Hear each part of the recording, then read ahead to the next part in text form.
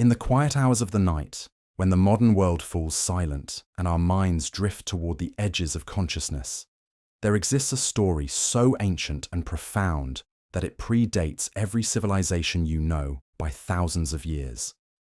Tonight, we're going to journey back through time to uncover the most comprehensive account of beings who shaped the very foundation of human existence. Beings whose names echo through the oldest texts ever written in human history. The Anunnaki represent more than just ancient mythology. They stand as the central figures in humanity's earliest attempts to understand cosmic order, divine authority, and our own place within the vast universe. These weren't simple gods created by primitive imaginations. These were sophisticated theological concepts that governed the world's first urban civilizations for over 3 millennia. What you're about to hear isn't just another retelling of ancient myths. This is the complete story, woven together from thousands of cuneiform tablets, archaeological discoveries, and scholarly research that has taken centuries to piece together. From their emergence in the earliest Mesopotamian consciousness to their transformation through successive empires and their lasting influence on modern culture, we'll explore every dimension of these extraordinary beings. The tale begins in the fertile valleys between the Tigris and Euphrates rivers, where humanity first learned to build cities, develop writing, and organize complex societies. But according to the ancient texts themselves, the story actually starts much earlier, in the cosmic realm where divine beings established the fundamental structure of reality itself. Tonight, as you settle into comfort and allow your mind to wander through these ancient landscapes, you'll discover how the Anunnaki served as divine architects who established the boundaries between heaven and earth.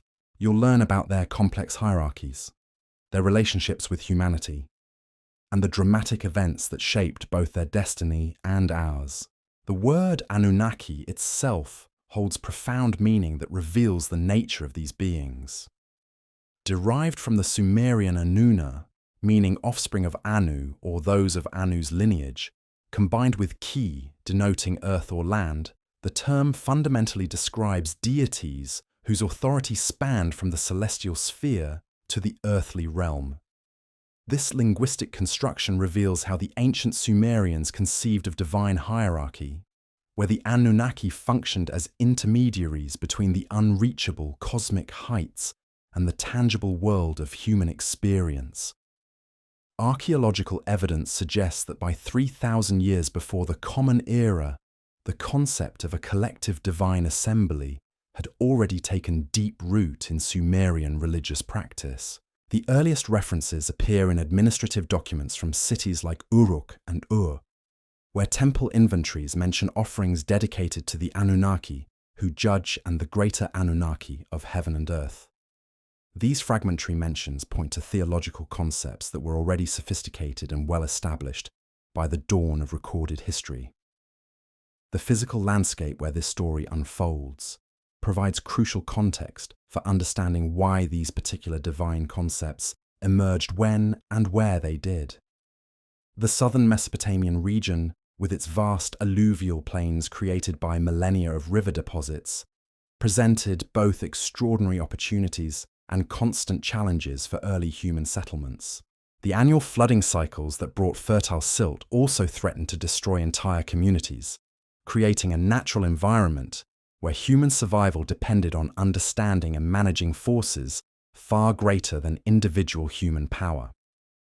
Within this context, the Anunnaki emerged not as distant, abstract deities, but as active participants in the daily struggle between order and chaos that defined Mesopotamian existence.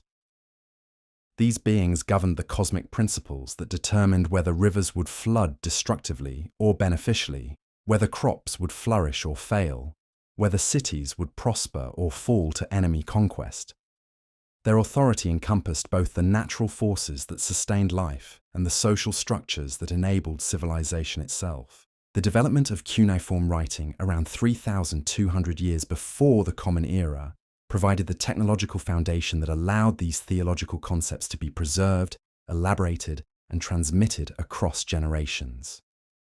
The earliest surviving texts reveal a religious worldview of remarkable sophistication, where individual Anunnaki possess specific domains of authority within a cosmic bureaucracy that paralleled the administrative structures of earthly cities. Understanding the Anunnaki requires grasping their role within the broader framework of Mesopotamian cosmology. Unlike religious systems that emphasized a single supreme deity ruling over passive creation, Mesopotamian theology portrayed the universe as actively governed by a complex divine assembly where different deities held specialized responsibilities for maintaining cosmic order. The Anunnaki represented the executive branch of this cosmic government, responsible for implementing divine decisions and ensuring that both natural phenomena and human societies functioned according to established principles. The geographical distribution of Anunnaki worship reveals how these theological concepts adapted to serve the needs of different communities while maintaining essential continuity across the Mesopotamian cultural sphere. Each major city developed patron relationships with specific Anunnaki, creating a religious landscape where divine authority was distributed across multiple urban centers rather than concentrated in a single location. This decentralized approach to divine governance reflected and reinforced the political realities of early Mesopotamian civilization, where independent city-states maintained their autonomy while participating in broader cultural and economic networks. The temple complexes that housed Anunnaki worship represented far more than religious buildings. These institutions functioned as comprehensive administrative centers that managed agricultural production, craft specialization, long-distance trade, and educational activities that sustained urban civilization. Archaeological excavations at sites like Nippur, Babylon, and Uruk reveal the massive scale of resources devoted to divine service, with temple complexes employing thousands of workers and controlling vast agricultural estates that generated the surplus wealth necessary for monumental construction projects and elaborate ritual cycles. The economic dimensions of Anunnaki worship emerge clearly from temple administrative records that document the movement of goods, services, and personnel required to maintain divine favor. These institutions operated sophisticated accounting systems that tracked offerings, sacrifices, and ritual performances with mathematical precision that rivals modern financial management. The Drayam archive from the Third period records thousands of animals sacrificed to various Anunnaki throughout the year, indicating the massive scale of resources devoted to maintaining proper relationships between human communities and their divine patrons. The theological sophistication of Anunnaki concepts becomes apparent through analysis of creation myths, flood narratives, and divine genealogies preserved in cuneiform literature, spanning from early dynastic Sumerian compositions through Neo-Babylonian scholarly commentaries. These texts reveal systematic theological thinking that addressed fundamental questions about cosmic origins, divine authority, human purpose, and moral order through complex mythological narratives that served both religious and political functions within Mesopotamian society. The relationship between individual Anunnaki and collective divine authority created theological tensions that generated some of the most dramatic narratives in ancient literature.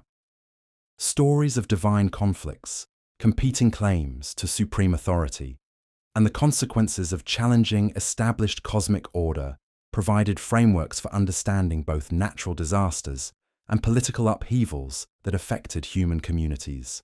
These narratives weren't simple entertainment, but sophisticated explorations of power, responsibility, and the costs of maintaining civilizational order. The integration of Anunnaki theology with practical governance becomes apparent through analysis of law codes and administrative documents that position these deities as ultimate guarantors of social order and moral behavior. Legal traditions throughout Mesopotamian history began with declarations that earthly rulers received their authority from divine mandate, establishing principles that connected cosmic order with terrestrial justice. This theological framework created accountability mechanisms that limited royal power while providing legitimacy for complex legal and administrative systems. The astronomical dimensions of Anunnaki worship reflect the sophisticated observational capabilities that Mesopotamian scholars developed for tracking celestial phenomena and their relationships to earthly events. Temple complexes included facilities for systematic observation of planetary movements, stellar configurations, and seasonal cycles that enabled accurate calendar keeping and agricultural planning.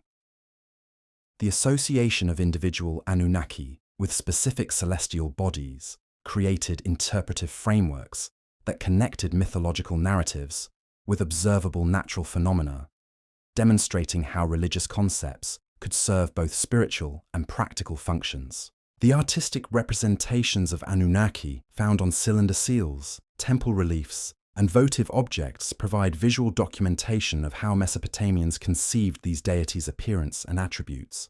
The iconographic traditions that developed around Anunnaki imagery established symbolic languages that communicated complex theological concepts through visual means accessible to both literate and non-literate populations. The horned crowns that typically identify divine figures, the specific garments that indicate relative rank within celestial hierarchies, and the poses that convey appropriate relationships between divine and human authority all contributed to sophisticated visual communication systems. As we delve deeper into this ancient world, we begin to understand that the Anunnaki represented humanity's first systematic attempt to create comprehensive explanations for the fundamental questions that continue to challenge us today. How did the universe begin? What forces govern natural phenomena? What is humanity's purpose within cosmic order? How should societies organize themselves to achieve justice and prosperity? The answers that Mesopotamian theologians developed through their Anunnaki concepts provided intellectual foundations that would influence religious, philosophical, and political thinking throughout human history. The story we're beginning to unfold tonight spans not just the rise and fall of ancient civilizations, but the development of human consciousness itself. Through exploring the complete narrative of the Anunnaki, we gain insight into how our ancestors first learned to think systematically about divine authority, cosmic order, and human responsibility. These ancient concepts continue to influence how we understand our place in the universe, making this journey through Mesopotamian mythology relevant far beyond its historical significance. The emergence of the Anunnaki pantheon from the earliest strands of Mesopotamian consciousness reveals a theological sophistication that challenges our assumptions about ancient human intellectual capabilities. These weren't crude fertility gods or simple nature spirits, but carefully constructed divine personalities whose attributes and relationships reflected deep philosophical thinking about the nature of reality itself. The complexity of their mythological narratives suggests that ancient Mesopotamian thinkers were grappling with questions about consciousness, free will, and moral responsibility that would later become central concerns of formal philosophy. The process by which these divine concepts crystallized into their mature forms occurred over centuries of cultural development, as successive generations of priests, scribes, and rulers refined and elaborated theological frameworks that could address the practical needs of increasingly complex urban societies. The earliest fragmentary references in Proto-Sumerian texts reveal basic conceptual foundations that would eventually support elaborate mythological narratives involving hundreds of named deities, each with specific functions within cosmic administration.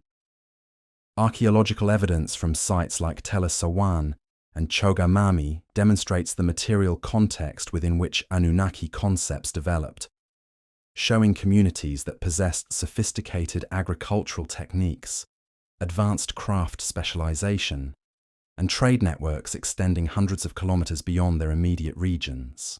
These early settlements required coordination mechanisms that could manage resources, resolve conflicts, and maintain social cohesion across groups that were larger and more complex than traditional kinship-based societies could effectively govern. The theological solutions that emerged from these practical challenges positioned the Anunnaki as divine administrators, whose cosmic authority provided legitimacy for earthly governance structures. Rather than ruling through arbitrary power, these deities operated according to established principles that created predictable frameworks for both natural phenomena and social relationships. This emphasis on divine law and cosmic order reflected the requirements of urban societies that depended on reliable institutions for their survival and prosperity. The linguistic evidence preserved in cuneiform texts reveals how Anunnaki concepts evolved through contact with different cultural traditions as Mesopotamian civilization expanded beyond its original geographic boundaries. Sumerian theological terminology was adapted into Akkadian, Assyrian, and Babylonian languages, creating translation challenges that forced scholars to develop sophisticated techniques for preserving essential meanings while adapting concepts to serve new cultural contexts. These linguistic transformations provide windows into the intellectual processes through which ancient peoples integrated diverse religious traditions into coherent worldviews. The systematic organization of Anunnaki hierarchies reflects administrative principles that parallel the bureaucratic structures of mature Mesopotamian states. Divine assemblies followed formal procedures for deliberation and decision-making that mirror earthly legal institutions, while specialized roles within the celestial bureaucracy corresponded to functional divisions within temple and palace administrations. This parallel structure created conceptual bridges between divine and human authority that enabled sophisticated theological justifications for political power. The ritual practices that sustained Anunnaki worship required technical knowledge and organizational capabilities that pushed ancient societies to develop innovations in architecture, engineering, mathematics, and astronomy. Temple construction projects demanded precise surveying techniques, advanced understanding of structural mechanics, and coordination of labor forces that numbered in the thousands. The astronomical observations necessary for maintaining accurate calendars and interpreting divine communications fostered mathematical developments that contributed to some of humanity's earliest scientific achievements. The educational systems that developed within temple institutions created the first comprehensive approaches to preserving and transmitting specialized knowledge across generations. Scribal schools attached to major religious centers taught not only cuneiform literacy and mathematical computation, but also the theological concepts, mythological narratives, and ritual procedures necessary for maintaining proper relationships with divine authorities. These educational programs created intellectual traditions that preserved cultural continuity across centuries of political upheaval and social transformation. The economic implications of Anunnaki worship extended far beyond temple boundaries to influence trade relationships, agricultural practices, and craft production throughout Mesopotamian society. Divine patronage systems created quality standards for manufactured goods, established principles for fair exchange that facilitated long-distance commerce, and provided frameworks for managing agricultural cycles that maximize productivity while maintaining soil fertility. These practical applications of theological concepts demonstrate how religious ideas could generate tangible benefits for human communities. The legal traditions that emerged from Anunnaki theology established principles of justice that would influence jurisprudence throughout the ancient world and beyond. Concepts of proportional punishment, procedural fairness, and protection for vulnerable populations reflected theological understanding of divine justice while addressing practical needs for social order and conflict resolution. The integration of religious authority with legal institutions created accountability mechanisms that limited arbitrary exercise of power while providing legitimacy for complex judicial systems. The literary achievements inspired by Anunnaki mythology represent some of humanity's earliest systematic attempts to explore fundamental questions about existence, morality, and human destiny through narrative art. Epic compositions like the hierarchies and Enuma Elish combine sophisticated storytelling techniques with profound philosophical speculation, creating works that functioned simultaneously as entertainment, religious instruction, and intellectual exploration. These literary traditions established narrative conventions and thematic concerns that would influence storytelling throughout human history. The medical knowledge that developed within temple contexts reflected theological understanding of human nature as composite beings, requiring integrated approaches to physical and spiritual health. Mesopotamian physicians understood disease as disruption of proper relationships between patients and their divine creators, leading to treatment protocols that combined practical remedies with ritual procedures designed to restore cosmic harmony. This holistic approach to healing integrated theological concepts with empirical observation in ways that produced effective therapeutic practices. The psychological functions served by Anunnaki concepts reveal their importance for helping ancient peoples cope with the existential challenges inherent in human consciousness. These deities provided explanatory frameworks for understanding suffering, death, and moral complexity, while offering hope that individual actions could influence cosmic forces through proper ritual observance and ethical behavior. The emotional satisfaction derived from participating in elaborate religious ceremonies created community bonds and personal meaning that sustained individuals through difficult circumstances. The artistic traditions that flourished under Anunnaki patronage established aesthetic principles and technical innovations that influenced cultural development throughout the ancient world. Sculpture, painting, metalwork, and textile production reached unprecedented levels of sophistication as craftsmen working under divine authority developed techniques for creating objects of extraordinary beauty and symbolic power. These artistic achievements served both religious and secular functions, while demonstrating the creative potential that could be unleashed through systematic patronage and institutional support. The philosophical implications of Anunnaki theology extend beyond their original cultural context to illuminate universal human concerns about the relationship between individual consciousness and cosmic order. These ancient thinkers developed sophisticated approaches to questions about free will, moral responsibility, and the nature of divine justice that parallel philosophical traditions that emerged independently in other civilizations. Their intellectual achievements demonstrate the consistency of human rational capacity across different historical periods and cultural contexts.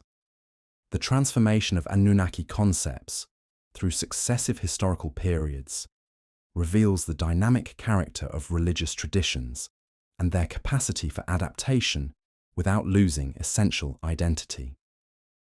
As political circumstances changed and cultural influences shifted, these theological frameworks evolved to serve new social needs while maintaining continuity with their foundational principles.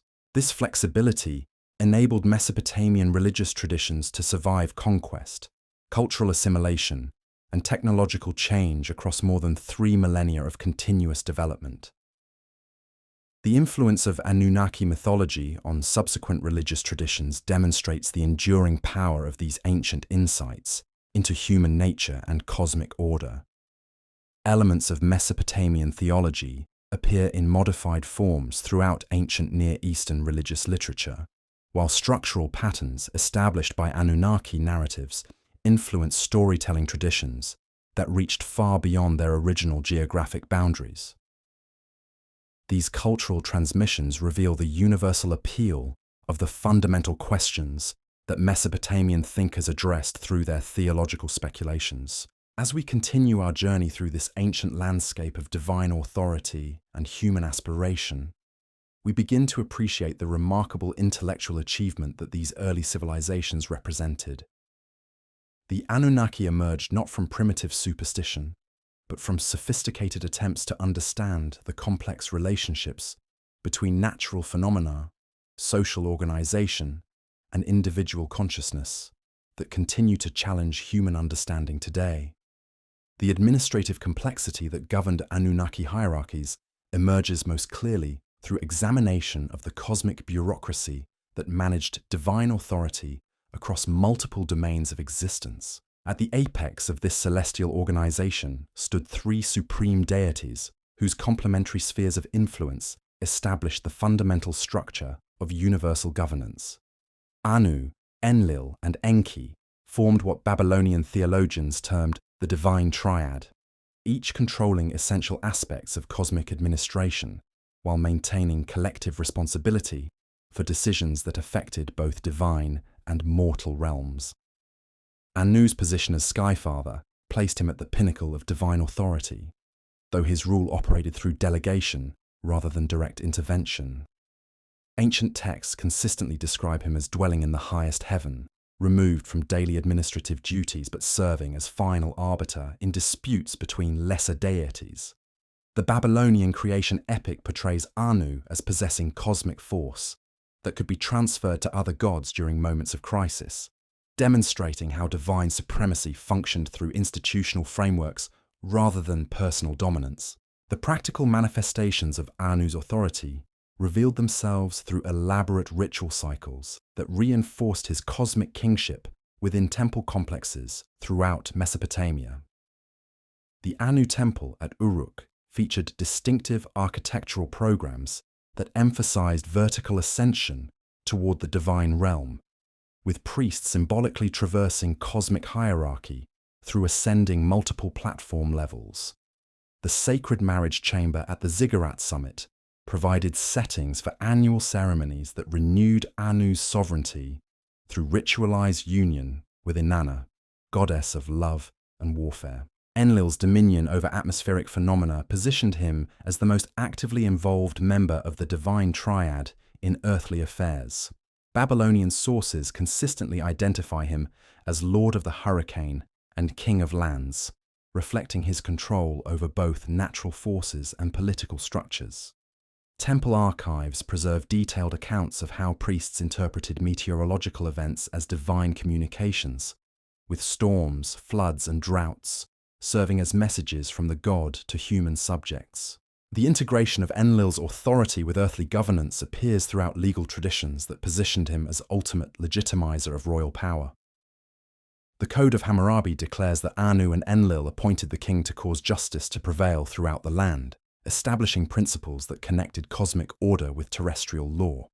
This theological framework required constant renewal through ritual observances at Enlil's Nippur sanctuary, where rulers from across Mesopotamia traveled to receive formal recognition of their divine mandate. Enlil's authority extended beyond political legitimation to encompass fundamental forces that sustained agricultural civilization.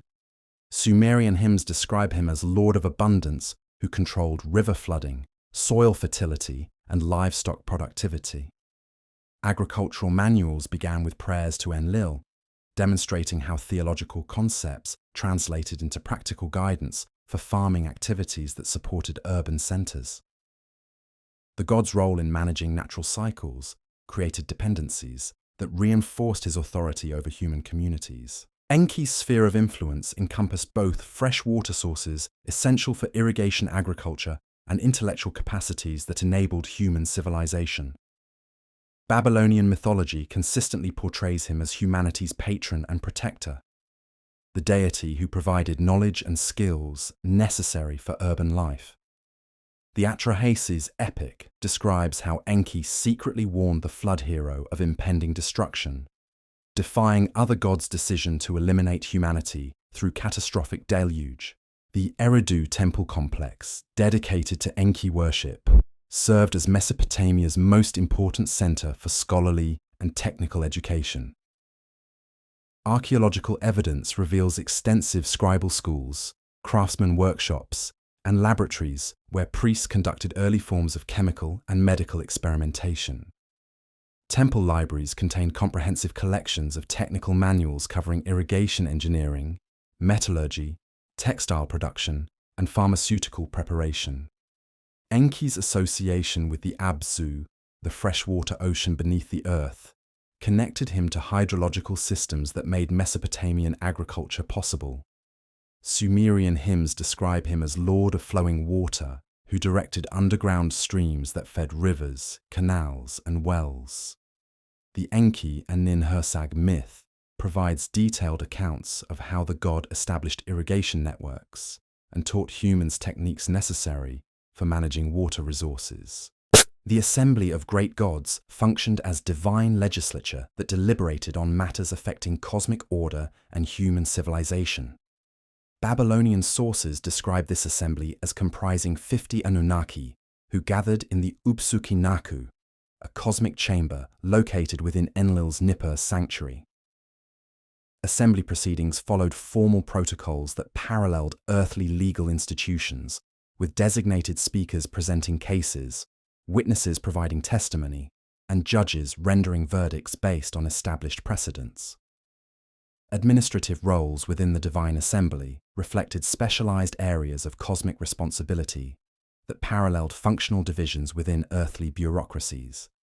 Ninhursag, the mother goddess, oversaw matters related to childbirth, fertility, and species continuation. Her authority extended to both divine and mortal reproduction, with texts describing how she shaped the first humans from clay and established biological processes that governed population growth.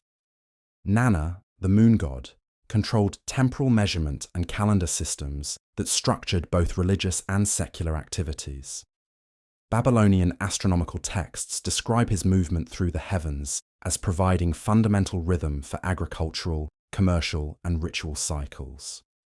His temple at Ur housed sophisticated astronomical observation facilities, where priests tracked lunar phases and calculated complex intercalations necessary to maintain calendar accuracy. Utu, the sun god, administered justice and served as divine witness to oaths and contracts. His daily journey across the sky positioned him as ideal observer of human behavior, able to see all actions performed under his light. Legal documents frequently invoke Utu as guarantor of contractual obligations, with oathbreakers facing divine punishment in the form of disease, poverty, or social disgrace. Genealogical relationships within the Anunnaki pantheon created complex networks of authority and obligation that influenced divine decision-making processes. Marduk's status as Enkai's son positioned him as heir to his father's wisdom while establishing his claim to supreme authority in Babylonian theology. The Enuma Elish describes Marduk's gradual accumulation of power through successful completion of increasingly difficult challenges, culminating in victory over Tiamat and appointment as king of the gods. The relationship between Enlil and his sons Nana and Ninurta created another significant power block within divine hierarchy. Nana's control over temporal cycles complemented his father's authority over terrestrial affairs, while Ninurta's role as divine warrior provided military support for Enlil's political decisions. Ninurta myths describe extensive campaigns against various monsters and rebels, with the gods' victories serving to maintain cosmic order against chaotic forces. Marriage relationships among the Anunnaki created additional bonds that influenced divine politics and cosmic governance. Nana's union with Ningal produced Utu and Inanna, creating a lunar-solar dynasty that controlled both temporal measurement and justice administration. Inanna's marriage to Dumuzi, though ending tragically with his death and descent to the underworld, established important connections between celestial gods and powers governing the realm of the dead. The concept of divine assembly decision-making processes appears most clearly in epic literature, where major plot developments result from formal deliberations among the gods. The Atrahasis epic describes the assembly's decision to reduce human population through plague, famine, and finally flood, with each measure requiring formal debate and majority approval.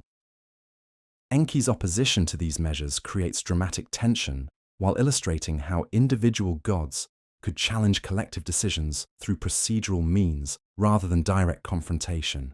The Gilgamesh epic provides another detailed example of divine assembly procedures in its account of the gods' response to Gilgamesh's killing of Humbaba and the Bull of Heaven. The assembly must determine appropriate punishment for these acts of defiance against divine authority, with various gods presenting arguments for different penalties. The final decision to condemn Enkidu to death represents a compromise that satisfies demands for justice while avoiding direct confrontation with Gilgamesh's divine protectors. These assembly procedures reflected sophisticated understanding of collective decision-making that paralleled developments in human political institutions. Requirements for formal debate, evidence presentation, and majority approval created checks against arbitrary divine action while ensuring that major decisions reflected broad consensus among cosmic powers. This procedural complexity distinguished Mesopotamian theology from simpler systems, where supreme deities exercised unconstrained authority over both divine and mortal realms. The theological framework established by Anunnaki pantheon found its most profound expression in creation narratives that positioned humanity as divinely crafted laborers designed to serve the gods' earthly needs. The Atrahasis epic presents the most comprehensive account of humanity's origins within Anunnaki cosmology, describing how the gods created humans to resolve a divine labor crisis that threatened cosmic stability. The epic's opening passages establish the fundamental problem that necessitated human creation. The Igigi gods, responsible for maintaining divine earthly estates, had grown weary of endless toil. For 40 years, these lesser deities excavated canals, built temples, and performed agricultural work necessary to sustain divine civilization. Their rebellion began with work stoppages and protests, escalating to open defiance when they burned their tools and surrounded Enlil's residence in Nippur. Human consciousness itself becomes a central theme as we observe how these ancient narratives explored questions about the nature of awareness, responsibility, and moral choice that continue to challenge philosophical thinking today. The Mesopotamian understanding of humans as composite beings, possessing both divine intelligence and earthly limitations, created theological frameworks for addressing fundamental questions about free will and moral accountability that would influence religious and philosophical traditions throughout subsequent history. History.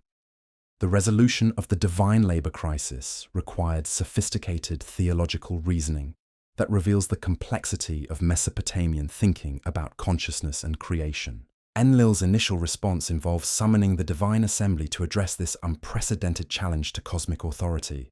The gods' alarm at finding armed rebels at the doorstep of supreme divine power reflects the serious nature of threats posed by organized resistance to established hierarchical order.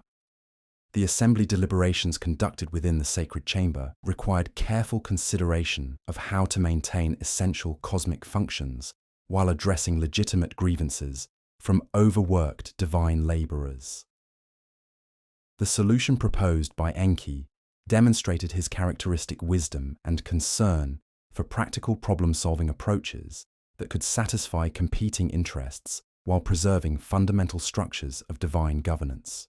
The actual process of human creation involved theological concepts that illuminate Mesopotamian understanding of the relationship between divine essence and mortal existence.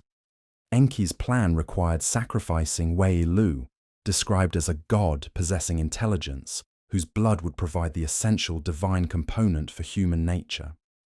This sacrifice occurred during the new moon, when cosmic forces aligned favorably for creative activities that would establish new categories of conscious beings.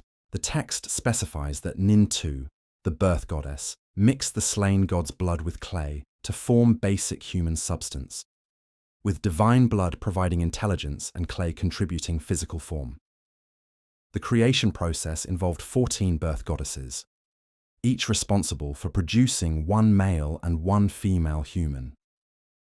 This multiplication through divine midwifery ensured genetic diversity, while establishing reproductive capacity necessary for sustainable population growth. The resulting humans possessed sufficient intelligence to understand divine commands, while lacking power to challenge their creator's authority. This carefully calibrated balance between capability and subordination reflects sophisticated thinking about the requirements for effective labor management within cosmic administrative systems.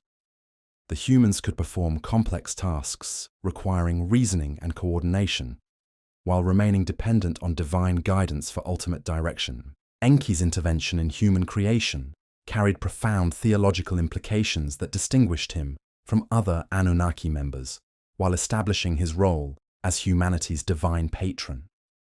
His decision to provide humans with divine intelligence, despite knowing this gift, would eventually create problems, demonstrated complex understanding of relationships between wisdom and suffering that characterize conscious existence. The God's secret addition of extra divine essence to human nature, beyond what the assembly had authorized, represented an act of divine rebellion that would have far-reaching consequences for both gods and mortals. This theological tension between collective divine authority and individual divine conscience appears throughout Mesopotamian literature as a recurring theme that explores fundamental questions about obedience, responsibility, and moral courage. The Atrahasis epic's treatment of human creation also addressed practical concerns about relationships between divine and human labor within cosmic economic systems. The text specifies that humans would bear the load of gods, taking over agricultural and construction work that had previously burdened the Igigi. This arrangement created three-tiered cosmic hierarchy with greater Anunnaki at the top, Igigi serving as middle management, and humans performing manual labor at the bottom. The system's efficiency depended on maintaining clear boundaries between these categories while ensuring adequate compensation for each level's contributions to overall cosmic functioning. The theological framework that supported this arrangement provided justification for social hierarchies while creating obligations for divine beings to protect and guide their human servants appropriately. The Epic of Gilgamesh provides additional perspectives on human creation that complement and sometimes contradict the Atrahasis account. In this composition, the goddess Aruru creates Enkidu from clay in response to prayers requesting a companion for Gilgamesh. The creation process involves the goddess washing her hands, pinching off clay, and casting it onto the steppe, where it takes the form of a wild man covered with hair. This more spontaneous creation method contrasts with elaborate assembly procedures described in Atrahasis, suggesting different theological traditions about mechanisms of divine creativity. Enkidu's initial state as wild man, who lives among animals and drinks from streams, represents humanity's original condition, before civilization transforms natural instincts into cultural capabilities. His transformation through contact with a temple prostitute who teaches him human customs illustrates processes by which divine wisdom civilizes natural human instincts. The 7 days and nights of sexual instruction that humanize Enkidu parallel creation narratives in which divine knowledge transforms raw human material into civilized beings capable of urban life and cultural participation. The Enuma Elish presents another perspective on human origins that emphasizes Marduk's role as creator god following his victory over Tiamat and establishment of cosmic order. In this version, Marduk proposes creating humans to serve the gods after defeating primordial chaos and organizing universal structure according to rational principles. The epic describes how Ea suggested using Kinga's blood, since this rebel god bore primary responsibility for organizing resistance against younger generation deities. The creation process involves mixing King's blood with clay to produce humans who will bear service of gods, so that divine beings might be at ease in their cosmic responsibilities. This version's emphasis on using rebel gods' blood for human creation carries different theological implications than the Atrahasis account. Rather than sacrificing a god with intelligence, the Enuma Elish uses blood of defeated enemy, suggesting that human nature contains elements of both divine wisdom and rebellious tendencies that explain humanity's capacity for both great achievements and destructive behavior. Comparative analysis of these creation accounts reveals significant variations in how different Mesopotamian traditions understood humanity's relationship to divine realm and cosmic order.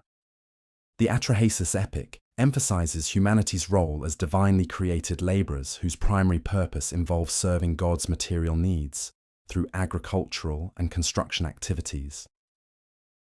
The Gilgamesh tradition focuses more on civilizing processes that transform natural humans into urban dwellers, capable of sophisticated cultural achievements and meaningful relationships. The Enuma Elish presents human creation as part of Marduk's broader program of cosmic organization, following his assumption of supreme divine authority over universal governance. These variations reflect different regional and temporal perspectives on fundamental theological questions about human nature and destiny within cosmic frameworks. Sumerian traditions preserved most clearly in the Atrahasis. Epic emphasized humanity's subordinate status and obligation to serve divine needs through productive labor and ritual observance. Later, Babylonian compositions showed greater interest in human potential for wisdom and cultural achievement, while maintaining basic frameworks of divine superiority and cosmic hierarchy. Assyrian versions often stressed importance of royal authority as divine representation on earth, connecting human creation to political legitimacy and imperial expansion. The concept of divine image appears in various forms throughout these creation narratives, though its precise meaning remains subject to theological debate throughout Mesopotamian history. The term literally means statue or representation, suggesting that humans functioned as physical manifestations of divine presence in earthly realm, similar to how temple statues served as focal points for divine worship and communication. Alternative interpretations emphasized functional rather than physical resemblance between gods and humans, suggesting that humans bore divine image through their capacity for rational thought, moral decision-making, and creative activity, rather than through physical appearance or supernatural capabilities. This functional interpretation explained how humans could serve as divine representatives, while remaining clearly subordinate to their creators in power and authority. The theological debate over divine image carried practical implications for how Mesopotamian societies understood human rights and responsibilities within social and political structures. If humans bore divine image through rational capacity, then educational and intellectual development represented religious obligations that honored gods who provided these gifts. If divine image involved physical resemblance, then proper care for human bodies and respect for human dignity became forms of divine worship that acknowledged God's creative power and ongoing involvement in human affairs. Legal codes throughout Mesopotamian history reflected these theological concepts through provisions that protected human life and dignity, while maintaining clear distinctions between social classes and their respective obligations to divine authority. The Code of Hammurabis graduated penalties for crimes against persons of different social status, demonstrated how divine image concepts interacted with practical social hierarchies. Free citizens received greater protection than slaves, but even slaves possessed certain rights that acknowledged their participation in divine nature through human form and a consciousness. These legal frameworks created accountability mechanisms that limited arbitrary exercise of power, while providing theological justification for necessary social distinctions. Temple records document elaborate rituals designed to honor gods for their gift of human creation, while acknowledging humanity's ongoing obligations to divine authority through service and worship.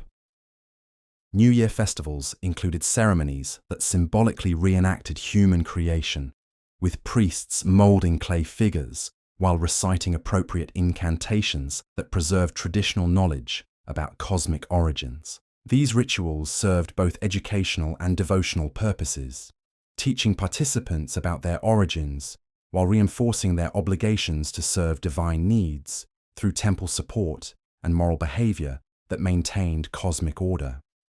The economic implications of creation theology appear clearly in temple administrative documents that detail vast resources devoted to maintaining divine service through human labor and material offerings. Thousands of workers labored in temple fields, workshops, and construction projects that sustained elaborate ritual cycles honoring creator gods while generating surplus wealth necessary for supporting urban civilization.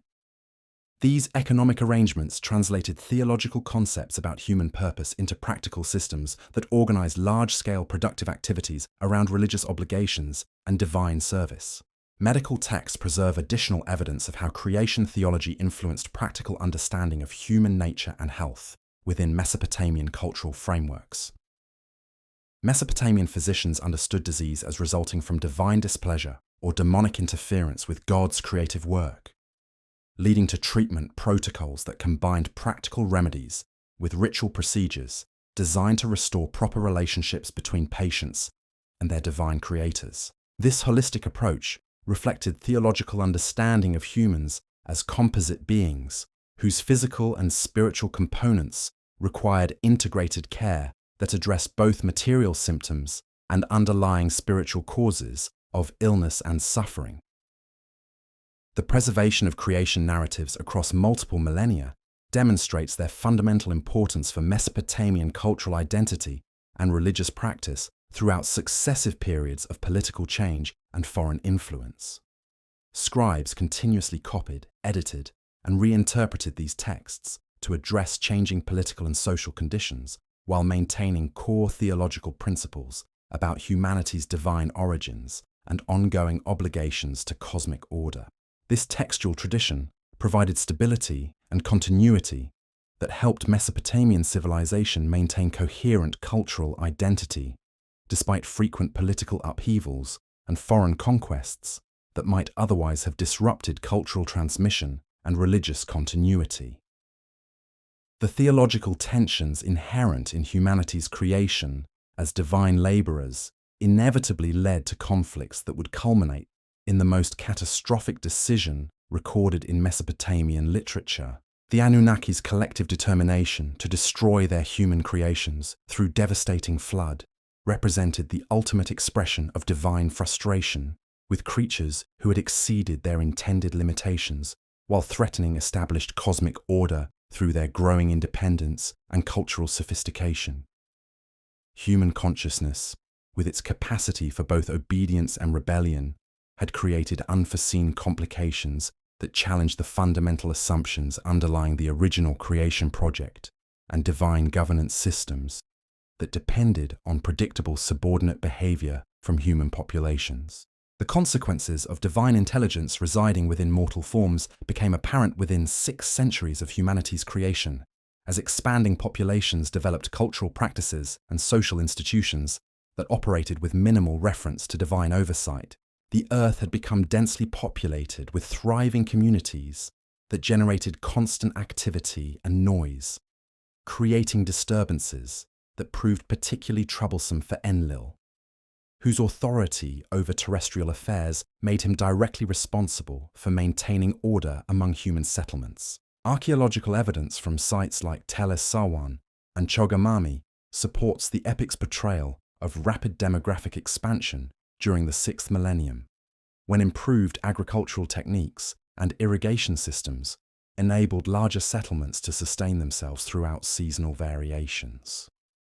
These communities developed sophisticated craft specialization, extensive trade networks, and administrative systems that reduced their dependence on temple institutions for economic coordination and social governance.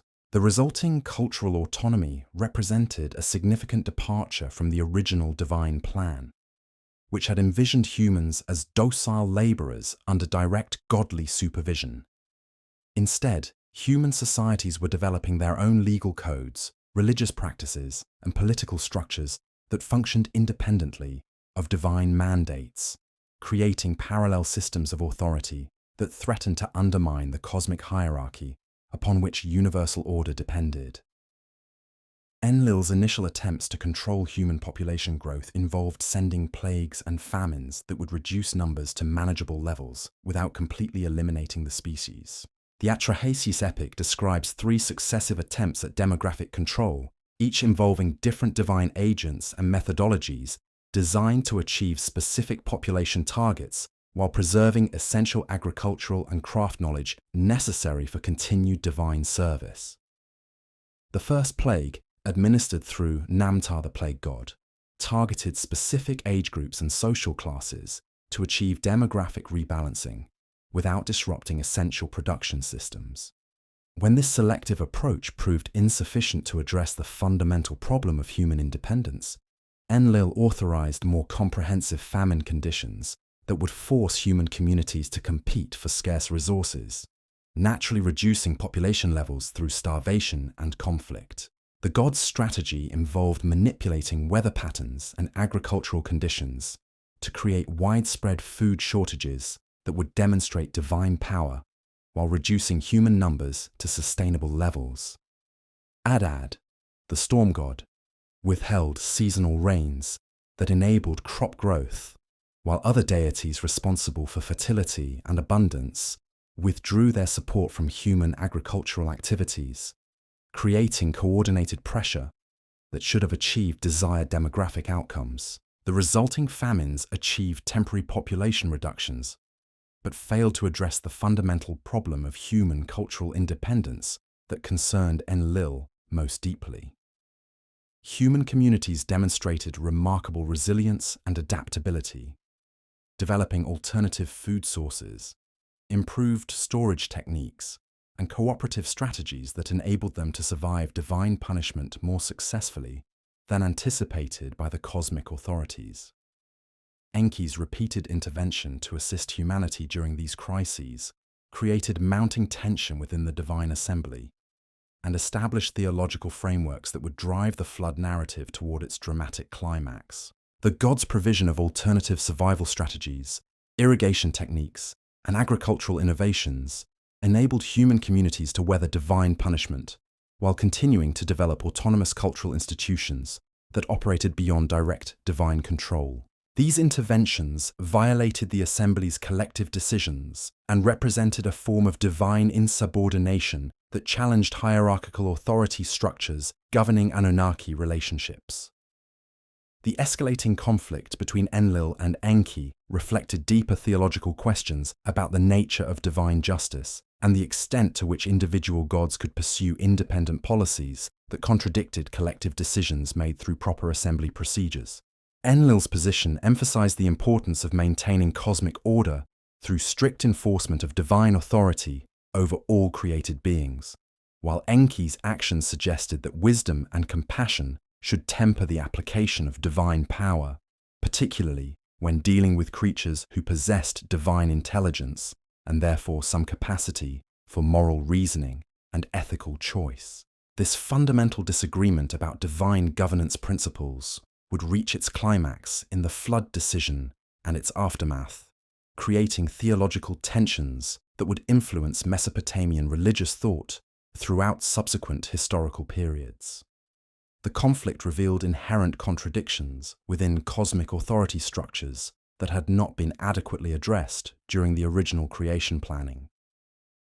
The Assembly's final decision to destroy humanity through flood represented a compromise that addressed Enlil's concerns about human independence, while providing a definitive solution to demographic pressures that threatened divine resources and authority.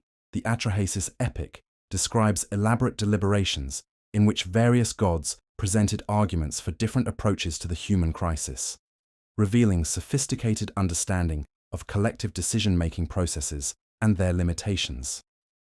Some deities supported Enlil's position that complete destruction was necessary to restore proper cosmic order and prevent future challenges to divine authority, while others advocated for more moderate measures that would preserve human civilization while addressing legitimate divine concerns about population control and cultural autonomy. The debate revealed fundamental tensions between justice and mercy, order and creativity that characterize all attempts at governance. The flood mechanism itself reflected sophisticated understanding of hydraulic engineering and meteorological processes that characterize Mesopotamian civilization's relationship with its riverine environment. The gods' decision to overwhelm existing flood control systems through coordinated attacks on multiple fronts demonstrated their comprehensive knowledge of infrastructure that sustained human settlements and their vulnerability to natural forces beyond human control. Adad would provide unprecedented rainfall from above, while Enki would release subterranean waters from the Absu, creating a dual assault that would overwhelm even the most sophisticated human engineering projects. The coordination required for this cosmic catastrophe reflected the same administrative capabilities that characterize divine governance of normal natural phenomena, scaled up to achieve unprecedented destructive effects. The assembly's oath of secrecy regarding the flood plan created dramatic tension that drives the narrative forward while establishing Enki's moral dilemma between loyalty to divine authority and compassion for human creatures who possess divine intelligence through his creative intervention. The gods swore binding oaths that prevented them from directly warning humans about impending destruction, but these restrictions applied only to direct communication rather than indirect methods. Enki's solution involved speaking to the reed wall of Atrahasis' house rather than to the man himself, representing technical compliance with divine oaths while violating their spirit through creative interpretation. This theological subtlety demonstrates sophisticated understanding of legal reasoning and ethical responsibility that characterizes mature religious thinking about moral obligations and their limitations. The instructions Enki provided through this indirect communication method reveal detailed knowledge of shipbuilding techniques and survival strategies that reflect actual Mesopotamian maritime technology adapted for extraordinary circumstances. The gods specified exact dimensions for the vessel that would preserve human and animal life through the flood. 120 cubits in length, width, and height, creating a perfect cube that symbolized cosmic completeness and divine mathematical perfection. The ship's construction required specific materials, including palm fiber, bitumen, and various types of wood that were readily available in southern Mesopotamia and possessed waterproofing qualities necessary for extended ocean voyaging. The 7-day construction period that Enki allowed for the ark's completion paralleled the cosmic week that structured divine and human temporal experience throughout Mesopotamian culture. This timeline required Atrahasis to mobilize extensive community resources and labor while maintaining secrecy about the project's true purpose, creating logistical challenges that tested human organizational capabilities under extreme pressure. The text describes how the builder provided food and drink for his workers, while deflecting questions about the vessel's intended use, claiming it was designed for trading expeditions to distant lands. The loading of animals onto the ark followed systematic procedures that demonstrated sophisticated understanding of species preservation and ecological relationships necessary for post-flood environmental restoration. Atrahasis gathered breeding pairs of wild animals, while also including domestic species that would be essential for re-establishing agricultural civilization after floodwaters receded and normal environmental conditions returned. The text specifies that clean animals were taken in groups of 7 pairs, while unclean species were limited to single pairs, establishing distinctions that would later appear in Hebrew flood narratives, but reflected earlier Mesopotamian concepts about ritual purity and sacrificial requirements. These detailed provisions reveal comprehensive planning for post-catastrophe reconstruction that addressed both immediate survival needs and long-term civilizational requirements. The flood itself began with supernatural phenomena that announced the cosmic significance of impending destruction, while providing final warnings for any humans who possess sufficient wisdom to interpret divine communications through natural signs. The Atrahasis epic describes how normal weather patterns ceased, as divine forces took direct control of atmospheric and hydrological systems that usually operated according to predictable seasonal cycles. Darkness covered the earth even during daylight hours, while earthquake tremors announced the release of subterranean waters that would supplement torrential rains in overwhelming human settlements. These preliminary signs provided final opportunities for human communities to recognize divine displeasure and attempt appropriate ritual responses, though the text suggests that few possessed adequate theological knowledge to interpret these phenomena correctly. The actual deluge combined multiple water sources in coordinated assault that overwhelmed all existing flood control infrastructure, while demonstrating divine power over natural forces that humans had believed they understood and could manage. Adad storms provided continuous rainfall that exceeded drainage system capacities, while the Anunnaki collectively opened fountains of the great deep that released underground water reserves. The Epic of Gilgamesh's parallel account describes how even the gods were frightened by the flood's intensity, with Ishtar crying out in distress at the destruction of her human worshippers and the Anunnaki cowering like dogs in the highest heavens. This divine terror reveals that the flood's destructive power exceeded what many gods had anticipated or desired, creating unintended consequences that would influence future divine decision-making. The 7-day duration of the flood proper corresponded to cosmic temporal frameworks, while providing sufficient time for complete inundation of inhabited areas and elimination of terrestrial life, except for carefully preserved specimens aboard Atrahasis' vessel. The waters rose above the highest mountains, eliminating all human settlements, temples, and agricultural infrastructure that represented millennia of cultural development and technological achievement. The psychological impact of the flood on the divine assembly became apparent as destruction proceeded beyond what many gods had anticipated or desired, revealing the difficulty of controlling natural forces once they had been unleashed at unprecedented scales. The Gilgamesh version describes Ishtar's regret at supporting the flood decision, while other deities expressed dismay at complete elimination of worship and offerings that had sustained divine-human relationships. These emotional responses reveal the extent to which gods had become dependent on human service and highlighted economic dimensions of the crisis that the flood created for divine society itself. The elimination of human worship meant the end of temple offerings, sacrificial ceremonies, and ritual performances that had provided both material sustenance and psychological satisfaction for divine beings accustomed to human veneration. Enki's secret preservation of human civilization through his warning to Atrahasis represented more than simple compassion for creatures he had helped create. It constituted a calculated strategy to maintain benefits of human service while addressing legitimate concerns about population control and cultural independence that had motivated the original flood decision. The gods' actions ensured that post-flood humanity would possess knowledge and skills necessary to rebuild civilization, while remaining appropriately grateful for divine intervention in their survival. This approach balanced competing interests within the divine assembly, while preserving fundamental relationships between gods and mortals that sustained cosmic order through mutual obligations and benefits. The flood's conclusion involved carefully orchestrated procedures that tested the extent of destruction while preparing for restoration of a normal cosmic order and renewed divine-human relationships. Atrahasis released birds at regular intervals to determine when dry land had emerged sufficiently to support renewed habitation, using natural indicators to assess environmental conditions beyond the vessel's limited perspective.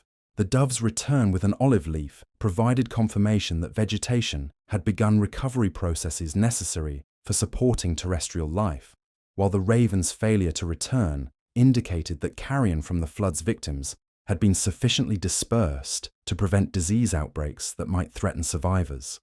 These practical procedures reveal sophisticated understanding of post-disaster recovery requirements and environmental restoration processes.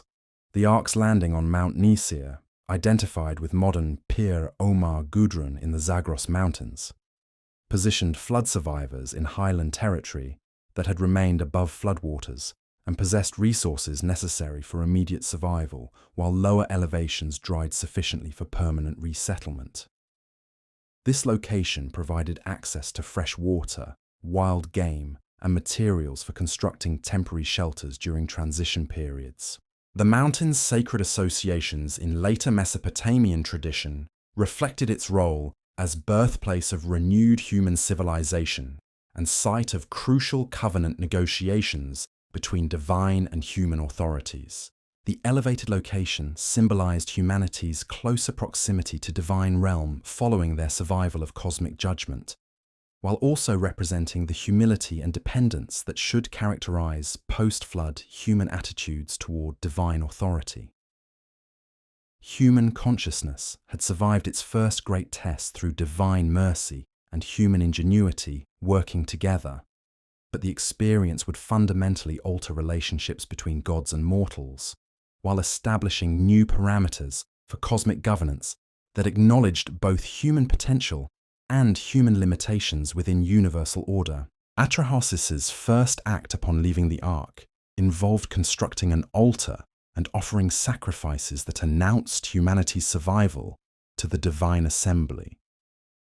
The smoke from these offerings, described as having a sweet savor, attracted the gods who had been deprived of human worship throughout the flood period. The Gilgamesh account describes how the gods gathered like flies around the sacrifice, emphasizing their eagerness to re-establish economic relationships that human worship provided, while revealing their unexpected dependence on mortal devotion. The assembly's response to discovering human survival created the final crisis that required resolution through new covenant between gods and mortals. Enlil's initial rage at learning that his flood plan had been subverted by Enki's intervention threatened to restart divine conflict that had precipitated the original crisis. The gods' demand for punishment of those responsible for preserving humanity forced the assembly to address fundamental questions about divine authority and limits of collective decision-making power. Enki's defense of his actions before the divine assembly established precedents for divine dissent that would influence Mesopotamian theology throughout subsequent periods. The god argued that complete human destruction would have eliminated worship and service that sustained divine civilization, creating problems for gods themselves that outweighed benefits from population control. His speech emphasized practical considerations about divine-human economic relationships, while acknowledging legitimacy of concerns about human independence and cultural development. The Assembly's final resolution involved establishing new parameters for divine-human relationships that addressed concerns leading to the flood, while preventing future conflicts of similar magnitude. The gods agreed to impose natural limits on human population growth through increased infant mortality, diseases affecting specific age groups, and social institutions like celibate priesthood that would reduce reproductive rates without requiring periodic catastrophic interventions. These measures would maintain manageable population levels while preserving stability of both divine and human societies. The Covenant's provisions regarding divine accessibility represented another significant innovation that addressed human cultural independence while maintaining appropriate hierarchical relationships. The gods agreed to communicate their will through established channels, including divination, dreams, and prophetic inspiration, rather than direct intervention that had characterized earlier periods. This arrangement preserved divine authority, while allowing human societies to develop their own institutions and cultural practices within parameters acceptable to divine overseers. The theological implications of this covenant extended far beyond immediate practical concerns to establish frameworks for understanding divine justice, human responsibility, and cosmic order that would influence religious thought throughout subsequent civilizations. The covenant established between Anunnaki and humanity following the Great Flood created theological foundation for a revolutionary system of urban governance that would define Mesopotamian civilization for over 3 millennia. Rather than maintaining direct oversight through periodic divine interventions, the gods established permanent earthly residences within specific city-states, creating patron deity systems that distributed divine authority across geographical landscape, while maintaining hierarchical relationships within celestial bureaucracy. This decentralized approach to divine governance allowed individual Anunnaki to develop intimate relationships with particular human communities, while preserving collective authority of divine assembly for matters affecting broader cosmic order. The system balanced local autonomy with universal principles, creating flexible frameworks that could adapt to regional variations while maintaining essential continuity across diverse cultural contexts. Enlil's selection of Nippur as his primary earthly residence established paradigm for divine city patronage that other Anunnaki would follow throughout Sumer and Akkad. The god's choice reflected both practical and theological considerations that would influence urban development patterns across Mesopotamia for millennia. Nippur's central location within alluvial plain provided equal access to all major Sumerian cities, making it ideal site for deity whose authority encompassed entire region. The city's elevation above surrounding marshlands offered protection from seasonal flooding, while maintaining access to waterways that connected it to other urban centers through extensive networks of canals and rivers. The Eka temple complex that housed Enlil's earthly residence represented most sophisticated architectural achievement of early dynastic Mesopotamia, establishing design principles that would influence religious construction throughout ancient Near East. The temple's massive ziggurat, rising in 7 distinct stages toward heavens, created physical representation of cosmic hierarchy that placed Enlil at intersection between divine and human realms. Each level of structure served specific ritual functions, with priests ascending through increasingly sacred spaces as they approached God's private chambers at summit. This vertical progression symbolized spiritual journey from earthly concerns toward divine wisdom and cosmic understanding. Archaeological excavations at Nippur have revealed extensive infrastructure required to support Enlil's earthly establishment, including residential quarters for hundreds of priests, workshops for producing ritual objects, granaries for storing agricultural offerings, and administrative offices where scribes maintained detailed records of temple operations. The complex employed thousands of workers whose specialized skills sustained elaborate ritual cycles that reinforced Enlil's authority over natural phenomena and human political structures. Craftsmen produced ceremonial weapons, jewelry, and textiles that adorned God's cult statue, while musicians and singers performed hymns and liturgies that accompanied daily worship services. The economic scale of Enlil's temple operations dwarfed those of any secular institution in Mesopotamian society, with administrative archives documenting management of vast agricultural estates, livestock herds, and manufacturing enterprises that generated wealth necessary to sustain divine service. The Drihem archive, dating to the III period, records delivery of over 100,000 cattle and sheep annually to Enlil's temple for sacrificial purposes, indicating massive scale of resources devoted to maintaining divine favor. These offerings came from throughout Mesopotamia as rulers from distant cities sent tribute to acknowledge Enlil's supreme authority and seek his blessing for political and military endeavors. Enki's establishment at Eridu created a contrasting model of divine city patronage that emphasized wisdom, craftsmanship, and technical knowledge essential for urban civilization. The god's temple complex included extensive educational facilities, where scribes learned cuneiform writing system, mathematicians developed computational techniques for architectural and astronomical calculations, and engineers studied hydraulic principles that enabled irrigation agriculture. These scholarly activities positioned Eridu as Mesopotamia's premier center for intellectual development, attracting students from across region who sought training in specialized skills that sustained urban society. The Abzu temple's unique architectural features reflected Enki's association with freshwater sources and his role as patron of crafts that transformed raw materials into useful products. The temple's foundation extended below ground level to create symbolic connection with underground waters that fed Mesopotamia's rivers and canals, while its workshops produced finest examples of metalwork, textile production, and ceramic manufacture found anywhere in ancient world. Master craftsmen working under divine patronage developed innovative techniques that advanced technological capabilities, while creating objects of extraordinary beauty and utility. Enki's priests maintained detailed records of technical procedures and scientific observations that constituted Mesopotamia's earliest systematic approach to empirical knowledge.